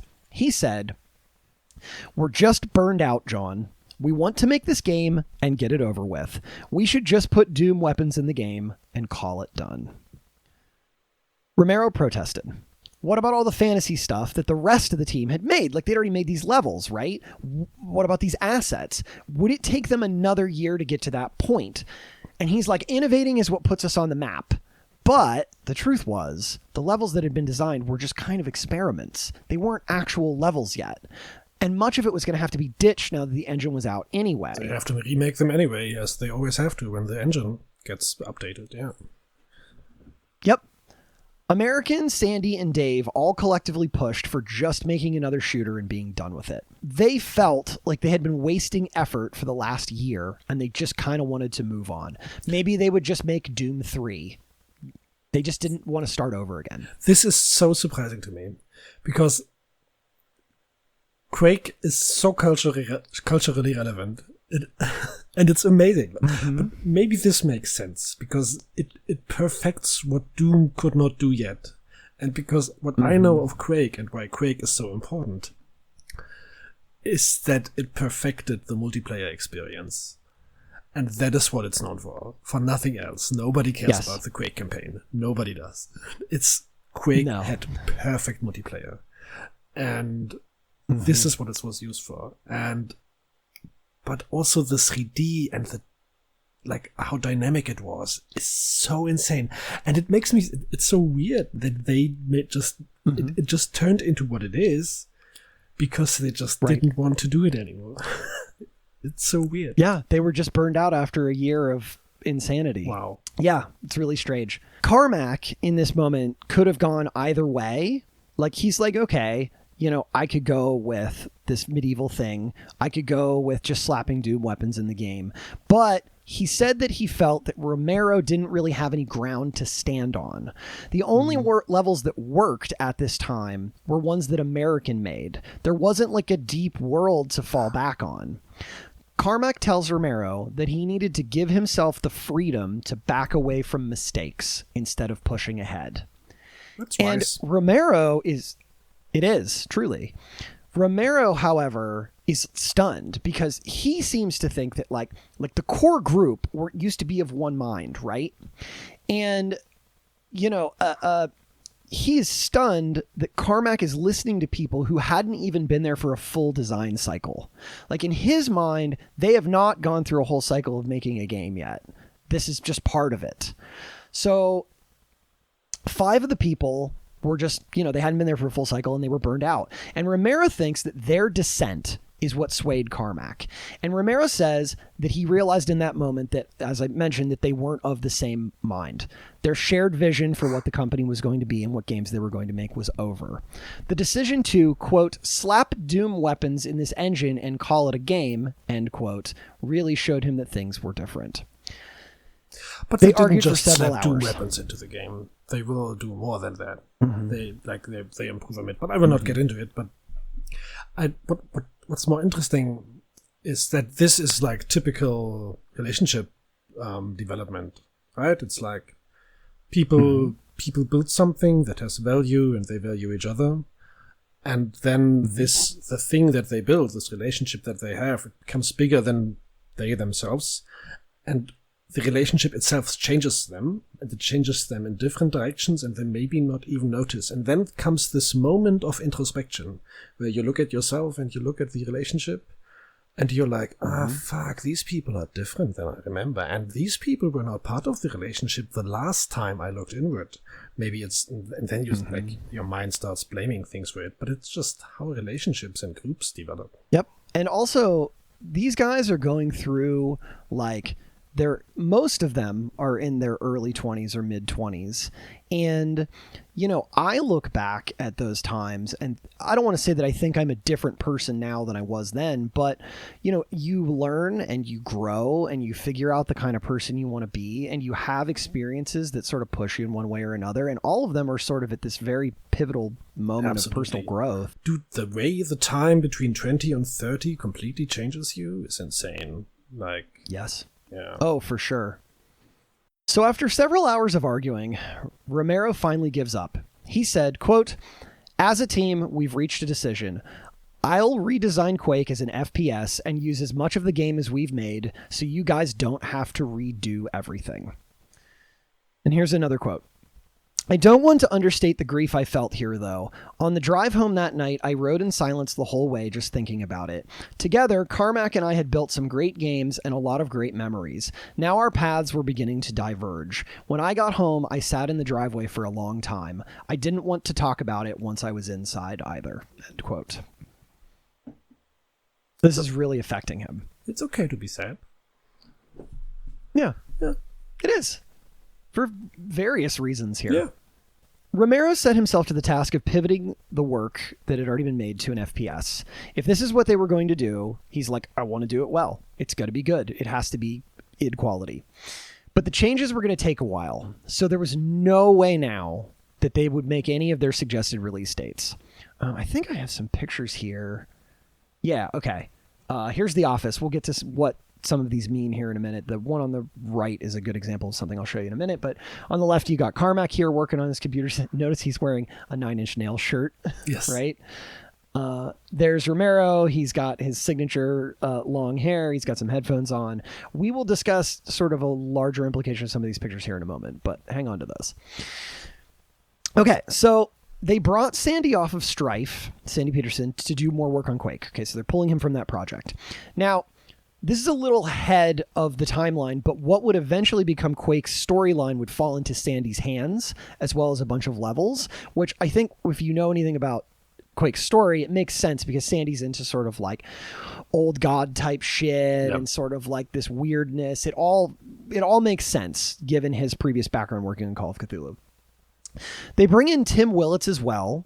At first, just a couple of nights a week. Remember Tim Willits, the new guy. Yep. But it didn't take long for him to become a full member of the team.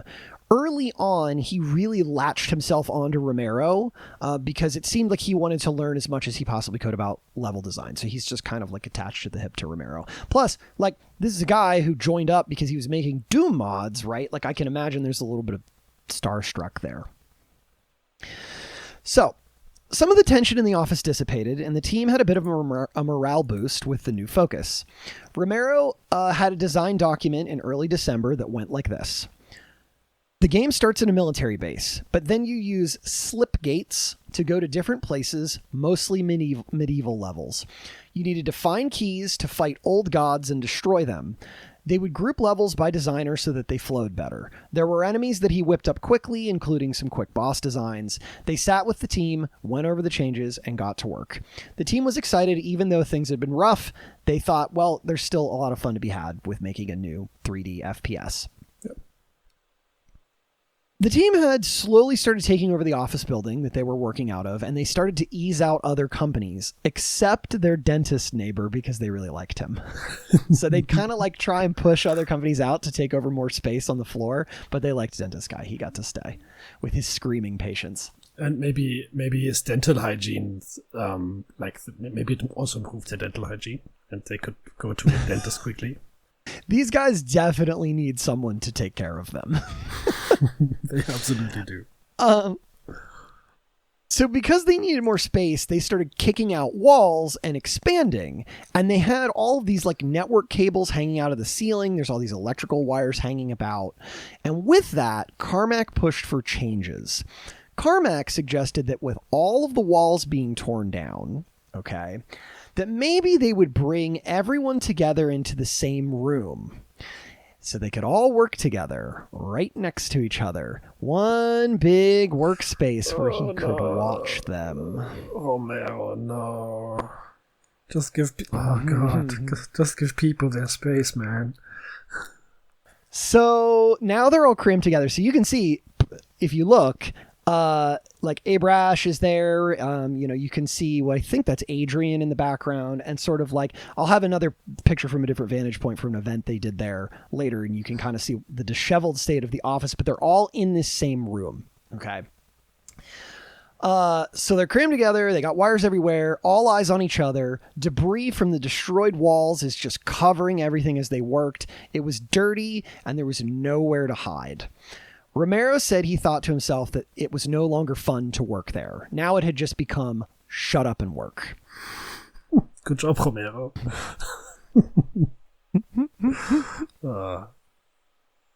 Carmack decided that it was time for the team to enter crunch mode. Bare minimum, 7 days a week, 12 hours a day. They had never done mandatory crunch before, but they wanted to finish the game, and they thought that they would finish it faster if they were all together, all working at the same time. They called it the War Room. They put up a bunch of cheap tables in the room and lined them up along the walls. Carmack and Romero would sit right next to each other so that they could communicate quickly. So in this room is Romero, Carmack, Tim, American, Sandy, Abrash, Kevin, Adrian, John Cash, Dave Taylor. That's my best count. All crammed together with desks made of cheap tables. Not a fun work experience. Every day when Romero would get to the office, he said he would play music on his stereo for everyone, and they apparently enjoyed this. But then when Carmack would come into the office, everybody would get quiet and they'd all put on headphones. It seemed very awkward. So the middle picture there is Romero wearing headphones, which he never used to. I see. At this time, the other game that they were overseeing, Strife, was struggling. Romero said he was worried about the older graphics and art style. It all just felt very generic to him and not at all like an id Software game. And now that Strife's release date was pushing into 1996, it was competing with a number of other games that could do things better, right? So they ended up making the decision to sell the game off to a San Francisco developer to break even. So that was another project off their plate. They said goodbye to Strife. The holidays came and went. The team only allowed themselves to have off Christmas Day, nothing else. No vacations. The death schedule was here, and they lived in the office. Some people were known to work 18-hour days.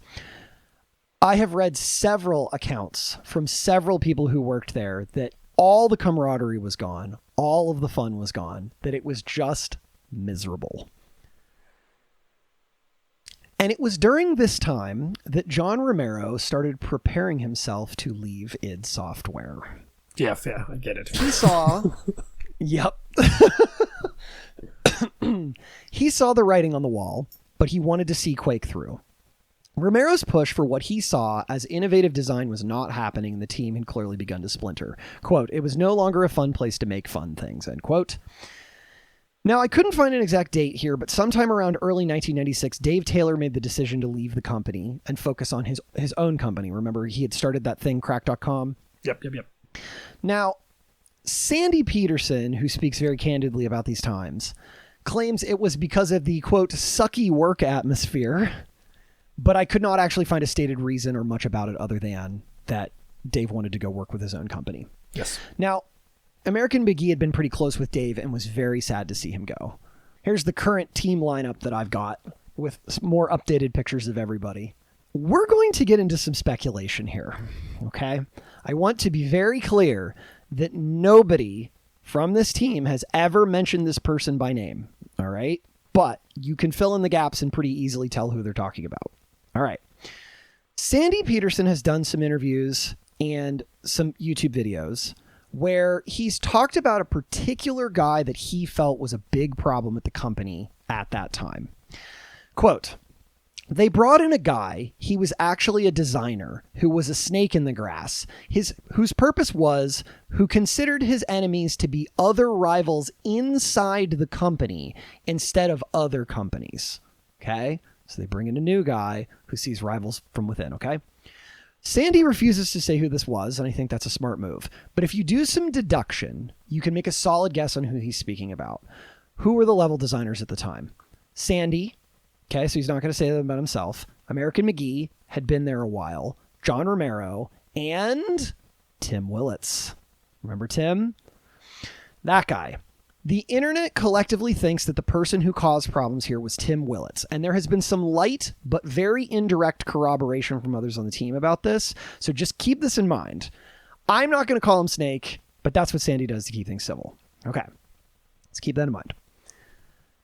Tim Willits sat himself next to Romero and started showing that he was very fast at his job. He's churning out high-quality work very quickly, and everyone else, Romero included, noticed, and they started having trouble keeping up with him. Carmack, remember, Mr. Workaholic himself, he takes a big liking to Tim and starts giving him a ton of attention. Now, there was no doubt that Tim was good at his job. He got hired because he was good at his job. But there had been some suggestions from in the team that Tim maybe started to manipulate Carmack to get into his good graces. One day, Carmack came in and told the team that Tim's levels would be the ones that were the opening levels of the game. So if you downloaded the shareware version of the game, the first interaction you had with Quake would be Tim's levels, and the room went silent. Why? Because Romero was the lead game designer. So to them, they saw this as an insult. And even Romero said, "What? I'm the lead designer." And Carmack just replied with, Tim's levels are more cohesive. Romero was like, okay, and just tried to let it go, wished Tim well. But the rest of the team, they saw this as like a big slight that this had been given to Tim. Now, to step outside of that for just a second, maybe Tim's levels were better. Maybe Tim legitimately had better stuff. But there was some dissent when they saw this happen. Blaming this on a single person is, I think, the wrong approach. I think by the time Tim Ridditz arrived at this company, they already had nurtured a completely toxic environment where strategies like this were necessary to kind of survive within the company itself. So I don't think even speculating about who it might have been is the right approach. I think the right approach is, as always, considering that these guys were really bad at confronting their problems, and they always kind of went around it by just maintaining to stay mean to each other. And so whoever this was, I don't think they are to blame. I think the entire dynamic should have been overhauled. And I think figuring out the best levels, the best way would have been to have one person that never even worked on the levels, give all of the levels to blind test them, and then let them sort it out. Yeah, I think you make a really fair point, and we will talk more about, quote, Snake later. I do not know that I 100% agree with some of these bombastic statements on the internet, like the man who destroyed id Software. Like, I don't like whether it's Tim Waltz or not. It doesn't matter. I think all that we know, id Software destroyed itself. It became too big, and these guys never learned how to properly interact with each other. So I completely agree. We saw it failing from the beginning. It just took a lot. Like it took some money and some growth to break it apart. And okay, maybe Tim was a problem. Okay, you can address that like adults, right? Yes, absolutely. But this is one of the issues that they have, is that they don't do that. Yeah. Okay.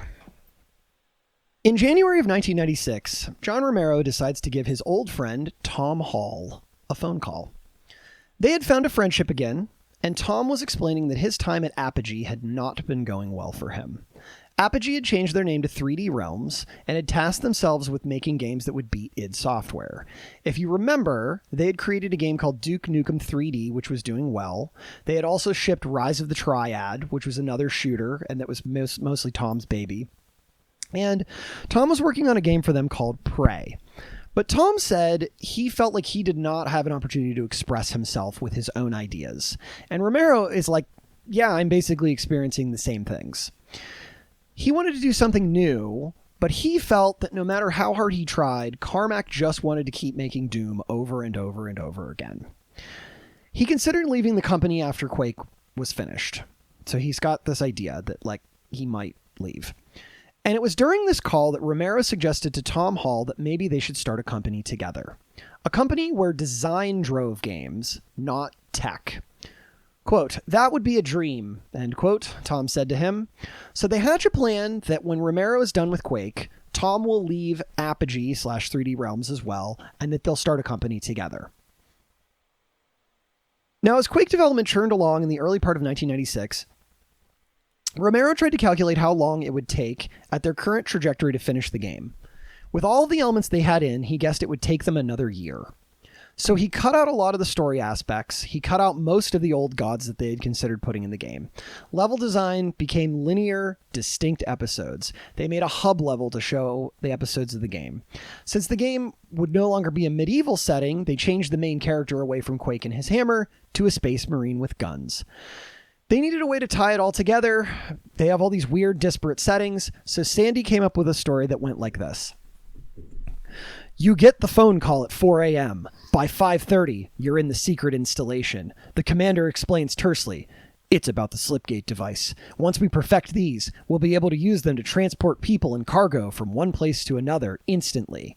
An enemy, codenamed Quake, is using his own Slipgates to insert death squads inside our bases to kill, steal, and kidnap. The hell of it is we have no idea where he's from. Our top scientists think Quake is not from Earth, but another dimension. They say Quake's preparing to unleash his real army, whatever that is. So, yeah, instead of playing as Quake, you're this fantasy character now. It's a sci-fi thing. Quake is a bad guy, and you're in charge of a military directive that was called Operation Counter-Strike, and you're supposed to find this new enemy, Quake, and stop him. Good enough. Perfect.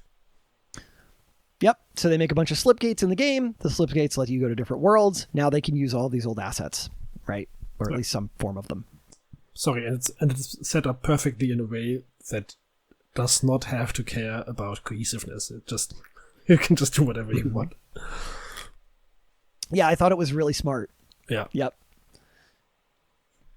Quote, in spite of the progress, the momentum we had felt around the new direction a month ago dissipated. It now felt arduous and like actual work. The pressure of working constantly in a ruined room, no less, affected everybody. End quote. That's a Romero quote, obviously. But one second. Think on this. Mm-hmm. Like, a hub area that has portals that lead to distinct areas that are different. This is like standard gameplay design to these days. Like, look at Spyro. It is, yeah, it absolutely is. Spyro the Dragon. Look at Demon Souls. Look at there's tons more. Like, this is standard Crash Bandicoot. You have a portal and you go into it, and that enables you to not care about cohesion between a main area and other areas, and this is a really nice way to design games because it saves you so much time. Yeah. So another first. I completely agree. Just not wanting to do the work. It's really good. It is. Now, granted, this is 1996, I think, at this point. So I would bet level hubs had already existed. Yes, probably. But regardless, still kind of like very indicative of that sort of game design time. Crash Bandicoot 3 is what came to mind for me almost immediately. Yep. You know, like walking through the portals to the different areas. Yeah. Makes me want to play that again. In the early part of 1996, Carmack and Abrash had finally fixed some of their previous problems with the 3D rendering, and they decided that they wanted external feedback. They decided that they would release a test deathmatch-only build called Q-Test, which they uploaded to the internet on February 24th, 1996. Gamers had already been incredibly excited for this, and the fandom over it had been exploding. I read a couple of different accounts of the reactions. Some folks online were really excited for the game and how easy it was to connect to each other. All of the server architecture worked great. People started using the tools to modify maps immediately. There were some, though, that complained that it was too different. It was slow. It was dark. They went in expecting 3D Doom. It was decidedly not 3D Doom. They brought in 7 highly skilled Doom players into the war room and showed them some of the single player, and they seemed hyped. It gave the team a small boost. Here is pictures of the war room and the guys in it. What have they done to their office? Oh my god. Doesn't it look awful? Looks oppressive. It's only drywall, but unpainted. All of the all of the ceilings have been not all of them, but there's like lanes of the ceiling that have been taken out to accommodate the tangled mess of cables that go through the ceilings. So they could have just put them on the floor if they do it like that. It didn't really do anything. They just further destabilized the roofing. And they have created the hell that they deserve. id Software, hell on earth. Yes. It looks rough. I would not want to work there, if I'm going to be honest. Yep. No. In March, there was another awkward shareholders meeting. Romero. Quote, at that meeting, Carmack declared that when a shareholder got fired, their stocks would lose 50% of their value. So if a stock was worth $2, it would now be worth $1. It was a bizarre idea. Our previously allotted shares were a done deal. Why would they lose half their value? I shot the idea down on principle, and all of the others agreed with me. However, it gave me pause. It was an ominous suggestion. End quote. How weird. Also that month, how weird to tell that to Romero. Also that month, GT Interactive made an offer to id. $100 million to buy the company. They turned the offer down. $100 million. GT Interactive wants to buy them. You would never have to work again with that amount of money. You could just pay yourself an income and do whatever the fuck you want. They turned it down. They said it was a lot of money, but it was not enough compared to what they thought that they could earn. And besides, these guys have gotten so corrupted. They always went for freedom, and this would have been freedom, but they probably just didn't have the mind anymore to think of it. They were so in crunch and so overwhelmed with it to not even take the pause and consider that this is the freedom that they've been always seeking. Insane. $100 million. Fuck. $100 million. Now, I'll push back ever so lightly. I would say that if you want true design freedom, if you want true freedom to do whatever the fuck you want, then being owned by another company would change that. But on the other hand, $100 million in 1996 money is so much fucking money. But you're right. They were in crunch mode. That nobody had any time to think of anything other than Quake. And as I said, many of them, they're living at the office. They're pulling all-nighters. They're all working silently in the same room. The office looks terrible.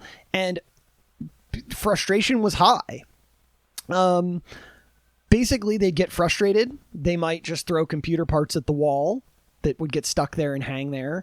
And from everything I read, just morale is just spiraling downward. Wired magazine wanted to give them a front-page cover story. The guys didn't even seem to care. They showed up 3 hours late to take photos for the cover, and it was kind of a weird cover. So here's the cover. It's Carmack in the front, and back in the left. I don't even know who's to the back and the right, and who's, I don't know. That's Adrian. Adrian, I see. Oh, yeah, makes sense. And they they are they have this weird rainbow light shining on their faces. But Carmack looks like Carmack always does. No expression, really concentrated. Mm-hmm. Always in the zone. Yep. Robot Carmack. Okay. I'm really worried super about weird. Carmack. I'm really worried. I hope I'm worried about a lot of these guys. Yeah, I really do. These people, I just wish they took the 100 million so someone would take care of them. Maybe it's good that maybe it would have been good if they kind of lost some control of their lives. I don't know. Yeah, right? Put some standards down. Deeper and deeper and deeper, they went into crunch mode. Romero stayed up for 38 hours straight to put together the first beta. And the schedule started to break people. About a month before release, American just disappeared. Just walked out one day and disappeared. Yeah, nobody could find him. Nobody could get a hold of him. Romero said, quote, he just snapped. Yep. In a later recounting, Romero described it as, he put it in a much nicer way, American took a much-needed vacation, which he put in his book, but the earlier accounts are that he just broke and left. Romero asked Tim Willits if he could finish American's work that wasn't done. The war room was very tense. Everyone focused on what they personally needed to do. They didn't really talk. One interesting thing, though, near the end of development. If you remember, the team had been trying to figure out how to make the player look up and down, and they had tested using the mouse wheel, but it was really clunky to play. And they were like, well, what if we just let people move the mouse on both axes? There had been a few games that had tinkered with versions of this, and they tested it, and they said that it solved the problem, but it was dizzying. They had never done this before, right? So having all this full free movement was a lot to keep track of. Quote, I wondered how players would ever get used to it, end quote. Which is so funny to me because we're so used to it now, And they had the same thing with Doom, right? People got dizzy from it. People couldn't handle it. But they got used to it. And they would get used to this too. When Quake would be released, it is credited as being what set the standard for, quote, mouse look in games. Because it became sort of the new de facto norm to do. Yes, doing it any other way these days is impossible. You can't do it. I absolutely agree. Yes. Unless you're doing an old school style, what they'd call a boomer shooter where you can't look up and down. Of course. Those still exist and are fine. But it's an homage to the old style. Yes, of course. Yep. Romero's house was finished being built at this time, and I gotta tell you, it sounded pretty rad from the descriptions of it. 2-story high ceilings, giant fireplaces, a spiral staircase. They're these fucking cool statues out front. Quote, on the one hand, it felt amazing to set foot in a house that I designed. Everything was exactly as I wanted it to be. On the other hand, I felt like I was walking into someone else's life. No one I knew had a house like this. No one in my family anyway. End quote. You were about to say something? I just wanted to say Americans and then let it go. It's like get rich, build in like an incoherent house that makes no sense, but absolutely shows that you have too much money more money than you can spend, and then do nothing with the house, like show off all of the money that you have instead of doing anything useful with it. Boy, you can hold on to that thought because it will really matter in the next episode. Okay. He also said that, quote, Beth being his wife, Beth was fine with my schedule, and she was busy doing her own thing. I don't think either of us realized it at the time, but we were growing apart, living our own lives in the same house, yet separate from each other. End quote. Trouble in the home front for Romero. Oh, yes. It was June 1996, and the game was close to finished. Almost all of the levels were complete. They had been tested over and over, but they ran into a weird snag. They needed the final audio assets from Nine Inch Nails. American had been their usual contact there, but American was gone. So Jay got in touch with them. It became a whole process, and they ran into a weird licensing issue at the end that required the disc to remain in the drive if you wanted to hear the music. It was a total mess. They had to scramble to write code to map the songs to the levels. My guess is that, I don't know the particulars here, only just that there was a weird licensing issue. My guess would be that the parent company that Nine Inch Nails had signed on to probably didn't want you to be able to download the music to your computer, to only be able to listen to it if it's on the CD. So it required the CD to be in if you wanted to hear the music. And it was a total mess. The game was finished on Saturday, June 22nd, 1996. Normally when a game would be uploaded, it was a big thing. Everyone would be there having a blast. They'd have basically like a party. This time, it was just Romero alone. The game had finished, and the team was so broken that they just couldn't even acknowledge that it was done. Romero got on IRC and told people that it would soon be time. It took 3 hours to get it ready. He called up a friend of his named Mark Fletcher, who was a Doom deathmatcher and one of the guys who had been there to test Quake in February. Are you going to mention IRC without even explaining in a single sentence what it is? Because IRC is also very important. You can't just drop that. It's like Internet Relay Chat, right? You can go ahead. It's like it's a chat client that was, I think, the most popular chat client for a time, and it had a nice user interface, and you could basically relay into different servers. Mm-hmm. One can maybe compare it to Discord, but not even remotely as smooth, and not with the same idea about sharing things. But it's just like different chat rooms, if you want to call it like that. And it was the most prevalent thing until things like ICQ, which are their own historical artifacts, showed up. Mm-hmm. But yeah, IRC is really important. Hey, thanks for adding that in. I worked on this. Sorry for interrupting you. No, it's a really good aside. I worked on this for like over a year, and so sometimes the narrative is missing details that I just thought were implied or were there, right? Like, okay. So he asks Mark to come over, and just have someone else appreciate the moment. Quote, I uploaded the game to our usual FTP location with no issues, satisfied the hordes, played some deathmatch with Mark to celebrate, end quote. Here is Quake. Pictures of Quake. So cool. Oh, the shading. Fuck, the shading. Like the 3D models of the enemies, like the light source casts perfect shadows on the wall of the 3D models that like stretch and like contract if you like move to different positions of the light. It's so cool. And it's like running through dungeons with big guns and shooting at stuff that looks like demons and zombies and knights. It's pretty cool. It really is. It's just Quake. Now, Quake releases, things felt much different at this time.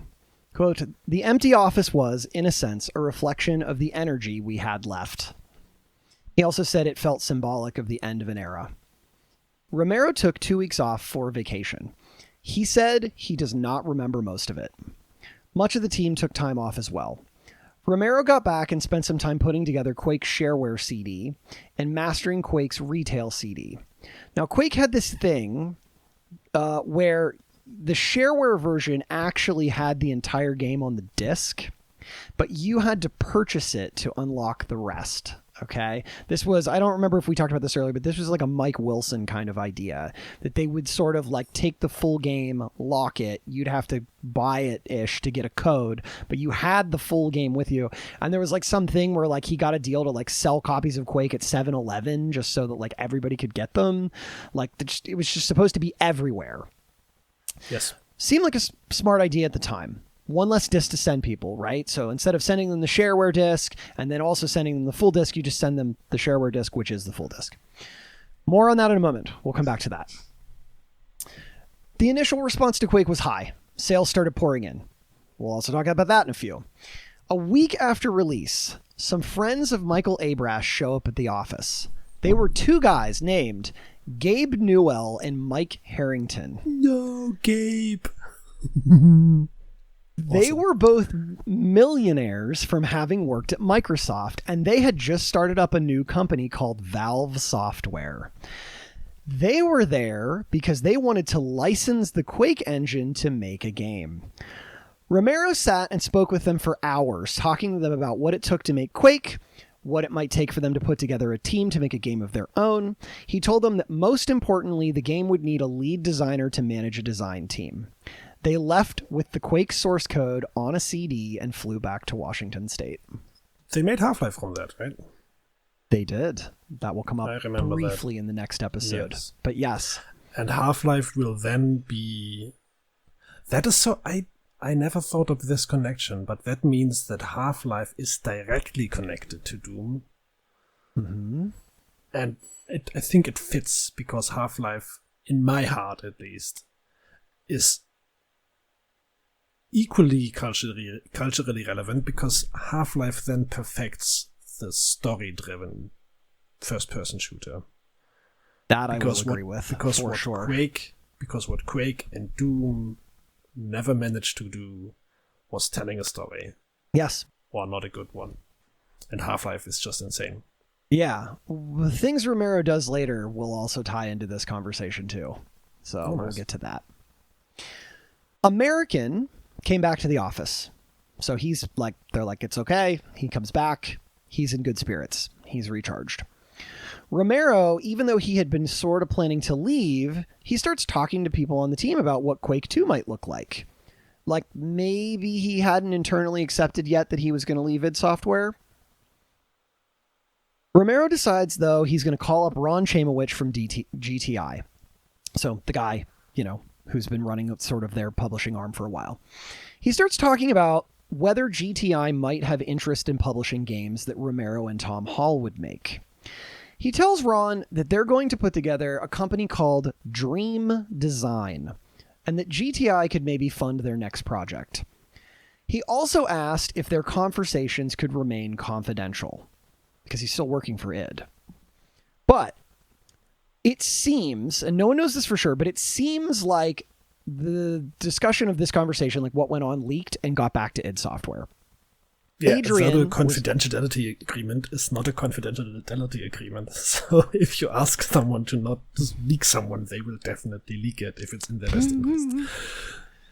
And like, there could be a number of ways that this could have leaked. Like Ron could have leaked it. Somebody could have. There's a million ways, but it got out.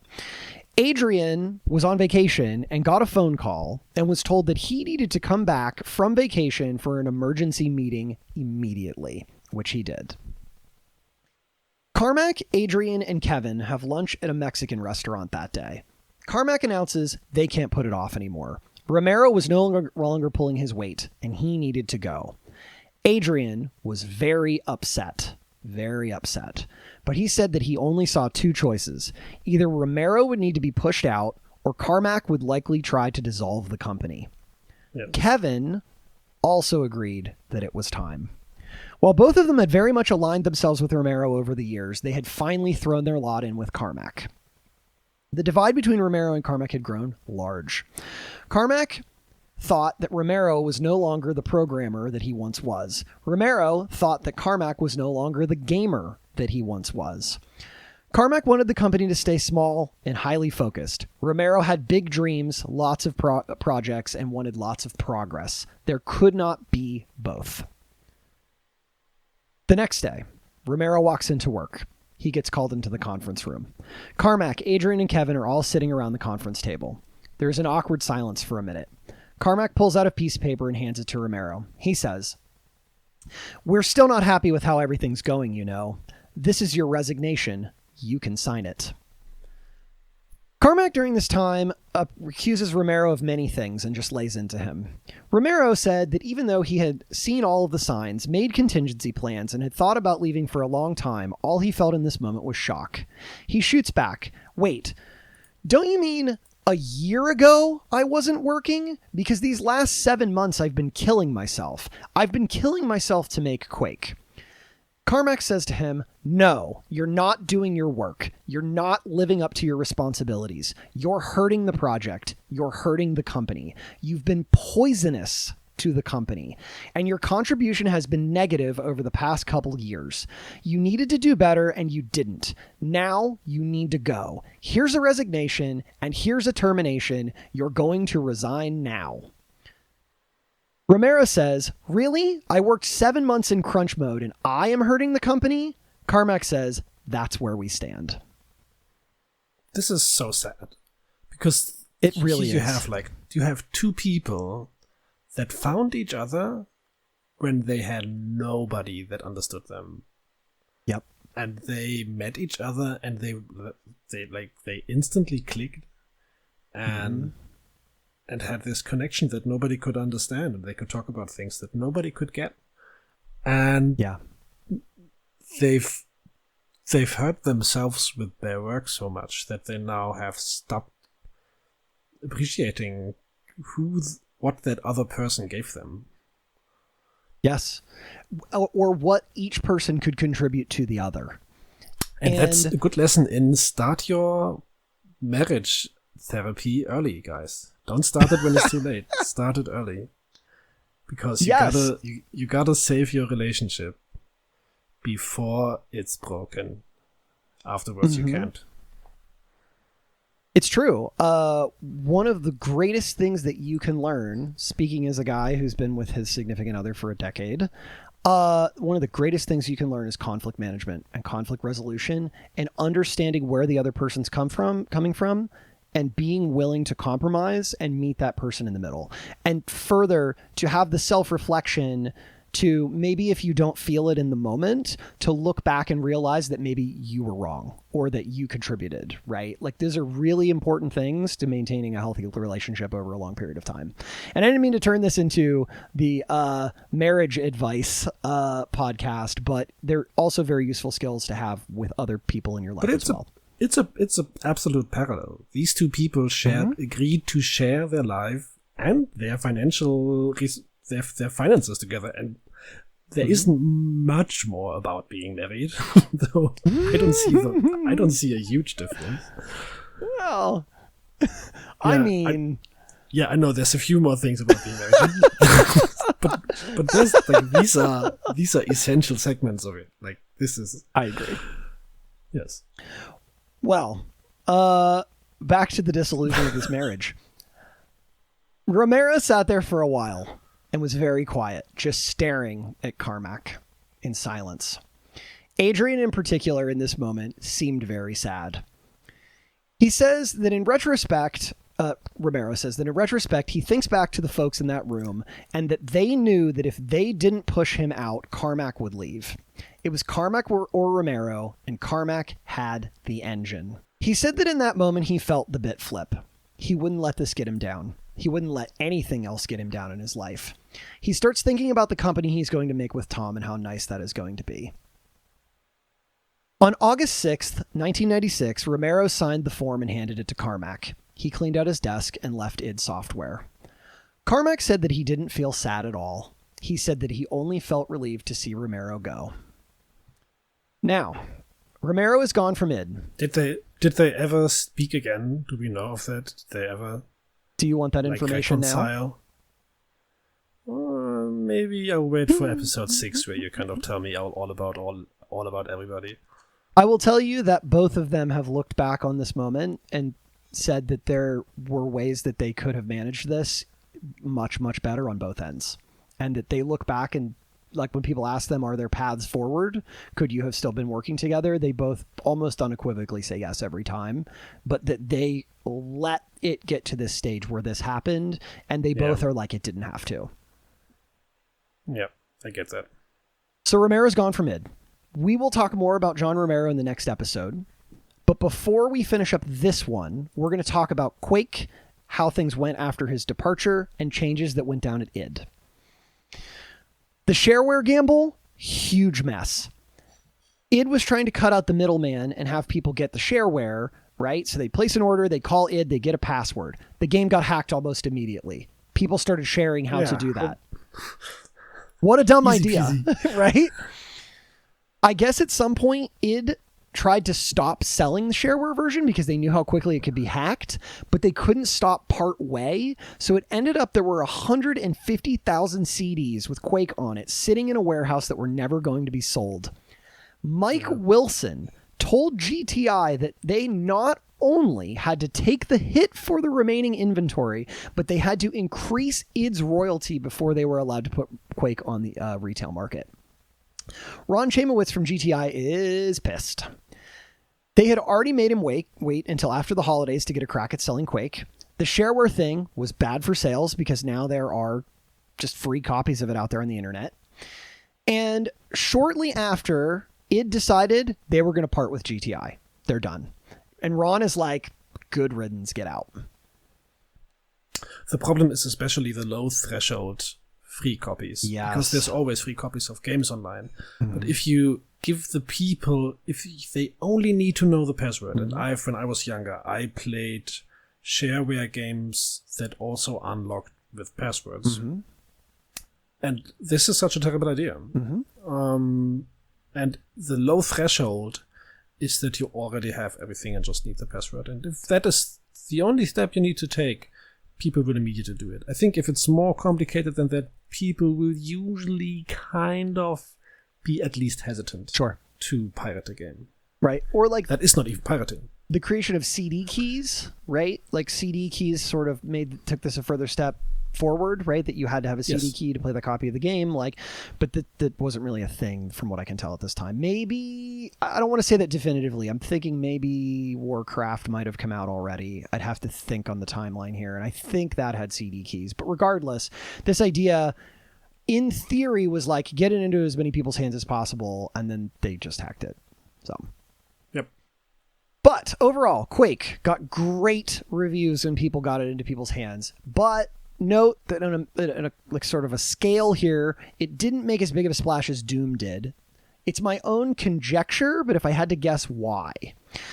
Quake is a big graphical leap compared to Doom, and it came out not terribly far after it. And I think that a lot of folks probably just didn't have the hardware to play Quake until it got ported to consoles. But that being said, it was the first ever game designed specifically to pit teams of real people against each other over the internet, and people went fucking nuts for it. Early sales were that it sold 373,000 copies in the first year of release and netted $18 million in the US. So... big, not as big as Doom, not as big as Doom 2, but still big. But it wasn't the first fully 3D first-person shooter, right? Because I think Descent came first. You might be right on that.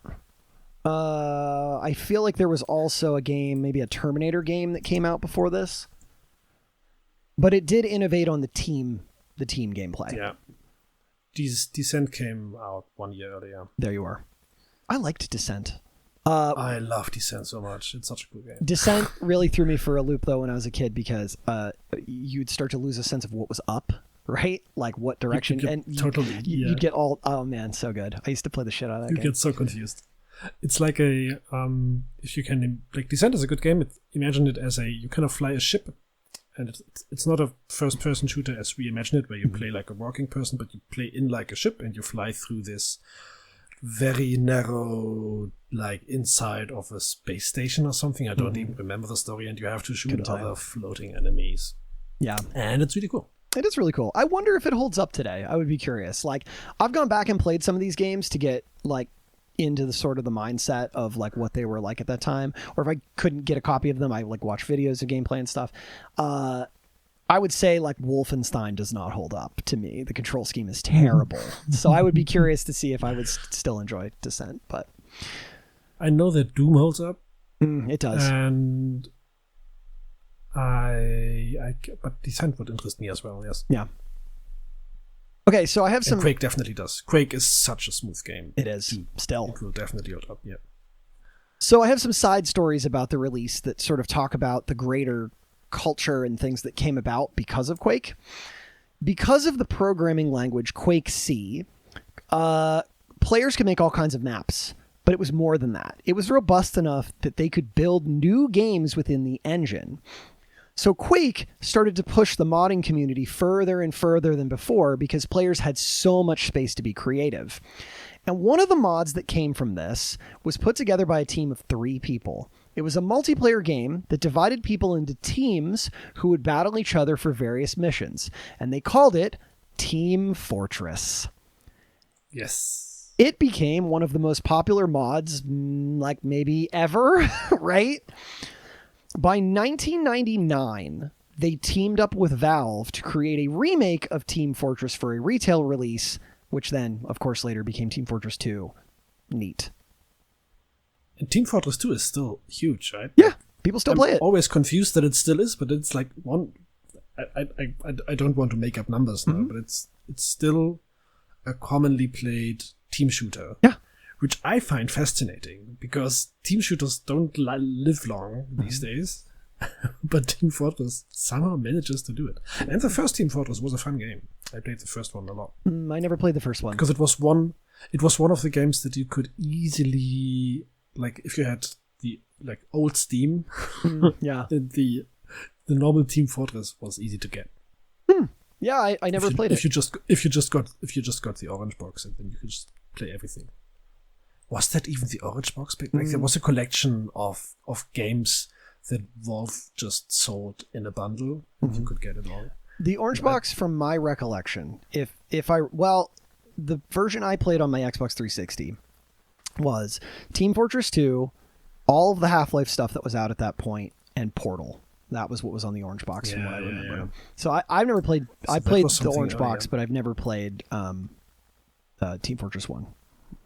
Maybe you could just get, like, on the old Steam, you could just get all kinds of games for free. Like, there was this one game, Brain Bread, that was just, like, a Half-Life mod where you, like, mowed through hordes of zombies, which in my heart always was the predecessor to Left 4 Dead. Gotcha. And maybe they also just gave out Team Fortress for free, and that was always a lot of fun. I don't know. I honestly couldn't tell you. Anyway, this is not what this is about, but it's nice that Team Fortress came from Quake. So many important games. Team Fortress is important. Yep. Other interesting things that came from Quake. When players got a hold of the recording feature that was built into the game, remember they had done this previously, that you could sort of record things. With this, it was a lot more robust. You could actually record, like, full gameplay, not just, like, keystrokes. People are reasonably excited. Most people would use it to record clips of their death matches, but there was a group called the Rangers who were hanging out in an early voice chat one night, and they're making movies to show off their skills, and they're having a lot of fun. And one guy in their chat jokes and says that maybe they should make a movie with the engine, and everyone is like, yeah, let's fucking do it. So they put together a video called Diary of a Camper that was only 100 seconds long. And it was a story about killing a camper, which, if you don't know gaming lingo, those of you out there, it's like someone who camps in an advantageous position during a match to get as many kills as possible and is annoying about it. In the movie, after the characters kill the camper, they determine that the true identity of the camper is John Romero. And apparently, the reference is in there because people knew that John Romero had left id, and some people in the community took it really hard that he left to go off to new ventures. Anyway, meant to be a neat little experiment, but they posted it on their website and then it blew up. People in the Quake community loved it. It became a proof of concept that you could make movies with an engine, and then suddenly animation started popping up everywhere. They started off being called Quake movies, but would later be called machinima. You can think of Quake as one of the reasons that user-created content took off in mainstream video gaming. It came from this. Sick. I thought so too. This is so cool. Because a big part, and probably a big part of your youth as well, was watching video game created videos. And like spending, like there was entire websites dedicated to nothing else but this. Oh yeah. Well, one of the publishers for it was called Machinima, right? And one of the other publishers was like, what are these? Like, there was really famous names of big game content creators that just made videos. Oh man, I can't even remember them. That was such a big part of my childhood. This is so nice to hear about this. Right. My brother and I still quote some old World of Warcraft machinima to each other, like all the time. Oh shit! Yeah. Right. So a lot of fun on those.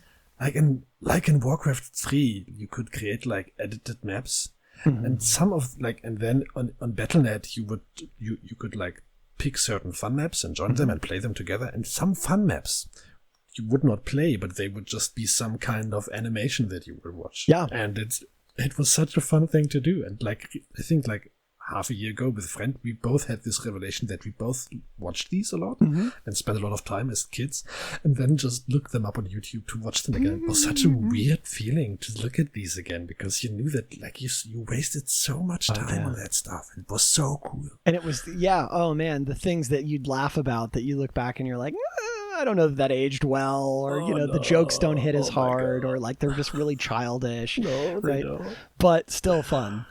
So yeah, that's where we're just 9. This is where the 8 to 14-year-old people humor, but that's okay. What else? Quake events, big thing at the time. Gaming teams became a big thing at this time.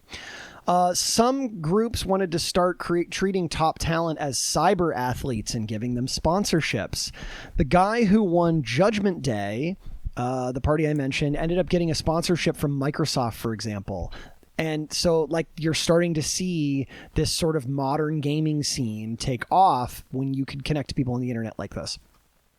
So many LAN parties, so many fucking LAN parties. Dude, yeah. Yeah, absolutely. Seeing all of this, it was Mike Wilson and Jay Wilbur's opinion that they could turn id into a publishing empire. What if they spun off a publishing company that would exist just to publish their games? It was their thought that they could do this with their next game, which was going to be Quake 2. But Carmack was solely in charge. This was his version of id now. He was not interested. He did not want to turn... What were they thinking? Right?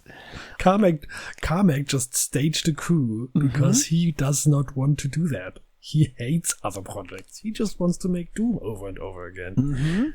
Yep. A better engine, make the game again, over and over. And he's like, no, I'm not turning this into a giant company like Romero wanted, and so they ditched the idea. Work on Quake 2 began in September of 1996, and inside the id office, things had changed dramatically. The renovations were done. The main area that everyone had crammed into was now a series of small offices. The pool table and the foosball table were gone. Death matching was banned, which actually had an unintended side effect of making it harder for designers to test their levels.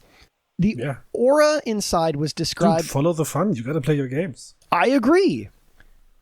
The aura inside was described as, quote, somber and challenging, end quote. And it was all very quiet without Romero. Americans said that Romero's absence was very much noticed, and it had felt like the soul of the company had left. Carmack was happy with the arrangement, however. All the late night screaming, all of the shenanigans, all of the death matching was done, and he could just learn and experiment however he wanted.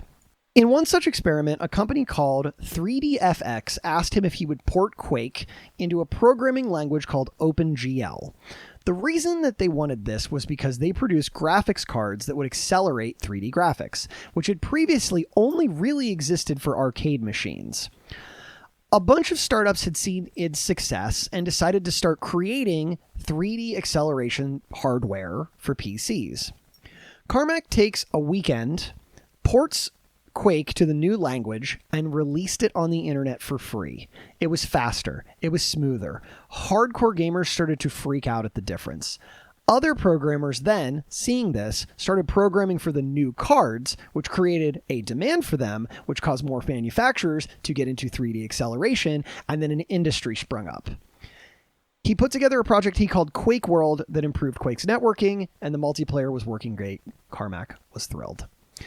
So I included that story specifically to show how demand for hardware can be influenced by a thing you want to play on the hardware, and that these two things develop in tandem. Isn't there this anecdote about video recorders and pornography that that the tape video technology basically outsold a competitor because one big pornography publisher only published their stuff on videotapes, but I am not sure if this is the exact story. I just heard something like that, because there was something that was better than tape videos, and it didn't, like, don't quote me on this. Sure. Maybe we can look it up, or someone that listens to this can look it up. Look at the history of videotape recorders, and like, there was a competitor. It's an interesting story, and it has to do with a similar effect. Fascinating. That something people really wanted to watch was released on videotapes. I mean, look at console exclusivity, right? People, I mean, I'm not saying that people wouldn't have bought PS4s, PS5s because they liked the Spider-Man games, right?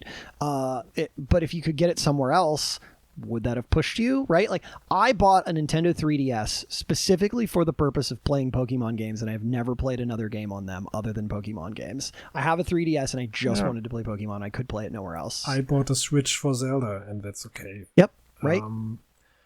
I do think that exclusivity is a lot for parents buying their teenagers stuff. I agree. And their teenagers having a very narrow view on what they want. Yeah. So they just want to play Spider-Man, and then their parents have to buy a console. And they will do it because they have grown-up money. Yep. I have a family member, I won't name them. I have a family member who, he has a young son who has been asking for a Switch 2, and which they just came out, right? And we were having a conversation the other day about, like, are you gonna get a Switch 2? And he was kind of like, yeah, I kind of feel like I have to. Right? Like, so I think, I think he'd probably be fine with his Switch and just playing on that and the stuff he always does, but the kids are driving it, so it goes. Anyway, the rest of the company. Carmack is thrilled. He's having the fucking time of his life. This is a company he wanted. But the rest of the company was reeling. And in the months that followed Quake's release, people started to leave the company. I'm going to show you a list of faces. It's a big exodus.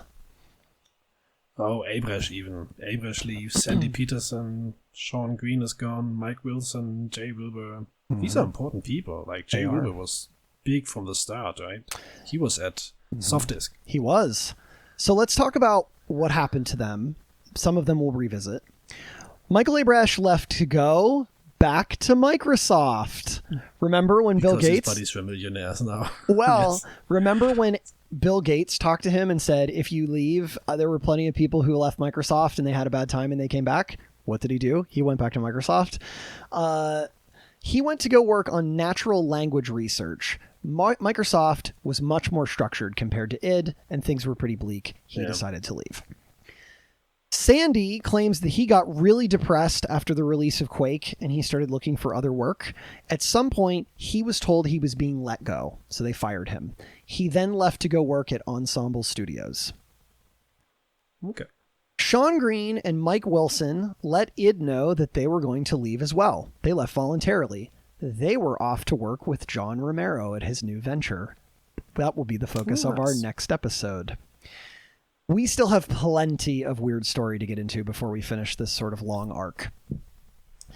Jay Wilbur quit one day because his young son came up to him and asked, "How come all the other daddies go to the baseball games and you never do?"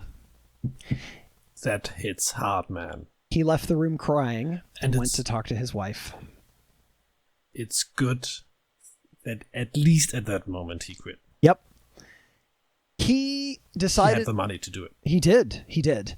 He decided that the job was not fun anymore and it was taking a heavy toll on him. He decided to leave and went to go clear his head to figure out his next steps. Good idea. I agree. I think that was the most responsible thing to do in that situation. Yeah. Looking at you, John, taking care of your children. I want to reiterate that John Romero, at this part of the story, has 2 children that are both starting likely school soon, and he sees them maybe once a year, if he even sees them. So I don't remember. Or does he see them more often? At this point, he might have moved them there because he paid at one point to buy Kelly and kids the house if they moved to Texas, and I think that they did, but I don't know if that's now or later. So he might have been seeing them more than that, but for several years, yeah, they were like living in California and he was in Texas. But with the amount he was working, he still never saw them. So he isn't even seeing his wife, right? He's like business dad. Yeah, like he doesn't. Even if he meets them, he probably has to answer calls all the time, stuff like that. Dad's away death matching on business. My dad's away death matching. Well, this is quite the exodus, right? Like a lot of people left in a short amount of time. And so like this is like over the course of like a year, but these people all left. But I thought I would just put it all up there because we're going to switch focus pretty hard at the start of the next episode. It was enough that Carmack needed to address the gaming community. He felt the need to address the gaming community to say that id was in an all right spot and that a smaller team was closer to his vision for the company anyway. Here is one part of that message. Quote, "We are scaling back our publishing biz so that we are mostly just a developer. This was always a major point of conflict with Romero. He wants an empire. I just want to create good programs. Everyone is happy now." End quote. And that is where we will leave this episode for the day. What do you think, Doc? This was really cool. Yeah? This one was a roller coaster. And I really liked the end here because it had so many touchstones that people can relate to. Like it's just culturally from the things that they developed and that came from them, but also like the emotions and the problems that these people go through. These are things that I can see and I can understand, and I can see them from the outside and I can see how much they struggle. So I can relate to this story. Absolutely. A lot. So it's interesting how something that is basically a technical problem, which is designing a game, but it's also a work of art, and it brings these people together that have these drive. And these people don't come together to make a career. Abresh, we don't know if Abresh came there for the money. Maybe he did because he saw what kind of money they made with Doom, but they also come there for the freedom and for the artistic freedom. And how getting these people together with their personalities and their drives, it's such a confusing enterprise that they completely lose themselves and what's important to them, and they never manage to sit down and like reflect on what really is important to them. And this is stupid to say from the outside and from far away and from our position, but I think if they say that they could have moved forward from this point, I think, yes, they could have, but they should have at earlier points figured out ways to sit down and have a talk and not kill themselves with their work. Because at times, and I still am, I'm really worried that some of these people are not gonna manage well at the rest of their life in a way that they might even need an intervention to stop them. So I hope that all of these people are still alive. We will see. I would say that to assuage some of those fears, I think almost every person that we've talked about so far is still like sort of, we'll call them main characters. I think almost every person is still alive, as far as I'm aware. So, okay, cool. Yeah. That's good. Whether or not they have some colossal failures or issues coming up, we'll see in the next episode. Be prepared for that one. It's a you want to talk a wild ride? Ooh boy. Maybe one of them is the developer of Hero Wars and is now constantly peddling people and harassing them on YouTube with these incessant, terrible advertisements for a game that does not what it says it does, and it's absolutely idiocy, and I will not. Please don't make them do idiotic things that taint whatever legacy they build in their early 20s. But again, it's these 25-year-old guys. It's the key year. Yep. Like, this is when you make your masterpiece. Everything afterwards will never reach that point. It's like we encounter it over and over again. It's people reach their genius at this age. I think there's just a passion into madness.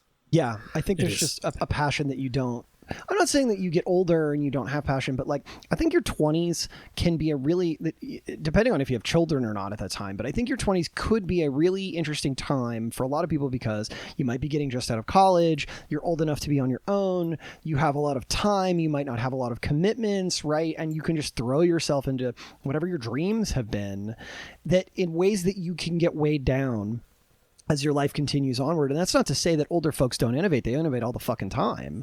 It's just, there's a different sort of method in the way that this goes, right? And the ability, I mean, I think now the most work that I put in recently to even be close to this was working on the Harris campaign in the fall and, past fall. And that was insane. And I'm like, that's a level of work that I never want to do again, right? And these guys are just like, fuck it, let's make the next game and we'll do it over and over and over until we break, right? And so, to me, they're in a position where they can do that. And that's sort of a theme we've talked about in many, many episodes, as you've said. Okay. Any passing thoughts before we start to wind down here? I don't think so. Thank you for this. Of course, this has been fun. So we will see you for the next episode. It will be the last episode of this series. I expect it will be a longer one. I appreciate all of you who have stuck with us at this time. I appreciate all of you who have stuck with us all this time. Better way to say that. And I also really want to thank our editor, Andre. So Docs and I have been recording all of these, and Andre does all the back end stuff where he puts it all together. He cuts out all the times I hack my lungs up, or a baby starts crying, or a guy with a weed whacker makes an issue. So really just want to fucking weed whacker guy. How dare he? I think that's this man cost like 2 years of my life. All right, that's going to be it for us. We'll see you for episode 6 and the finale of this shit show. I appreciate all of you. I'll catch y'all later. See ya. Bye.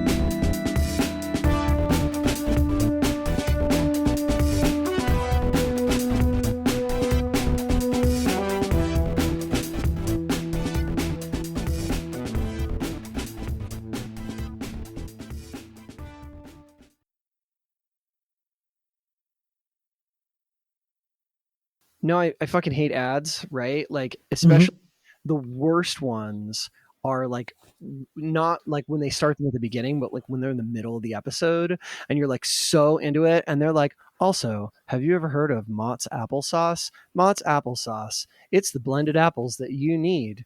You can buy it with a discount code at Codex Rex Mott's applesauce at fuck off or whatever for a 10% discount. And I fucking hate that. I just hate it. But I also realize that people have to keep the lights on. If Lockheed offers us a bit of money to advertise their rockets, I'm cool. I'm down. Yeah, what is your cutoff there? what is my cutoff at? I wouldn't advertise it. Like who would you allow to advertise on Codex Rex, and who wouldn't you allow? I would allow Lockheed to advertise. I would allow I would allow Nestle, because if I advertised for them, it would be so obviously sarcastic that people would never buy anything from them just because I said so. I think it would actually be more of a bit, and I could do it in full seriousness, and nobody would believe me, so it would be okay. I could do Nestle. Nestle Foods. We put the in murder. Yeah. So I would do BP. Why? Yeah, definitely. Gotta grease them up, I guess. I like my sea animals greased.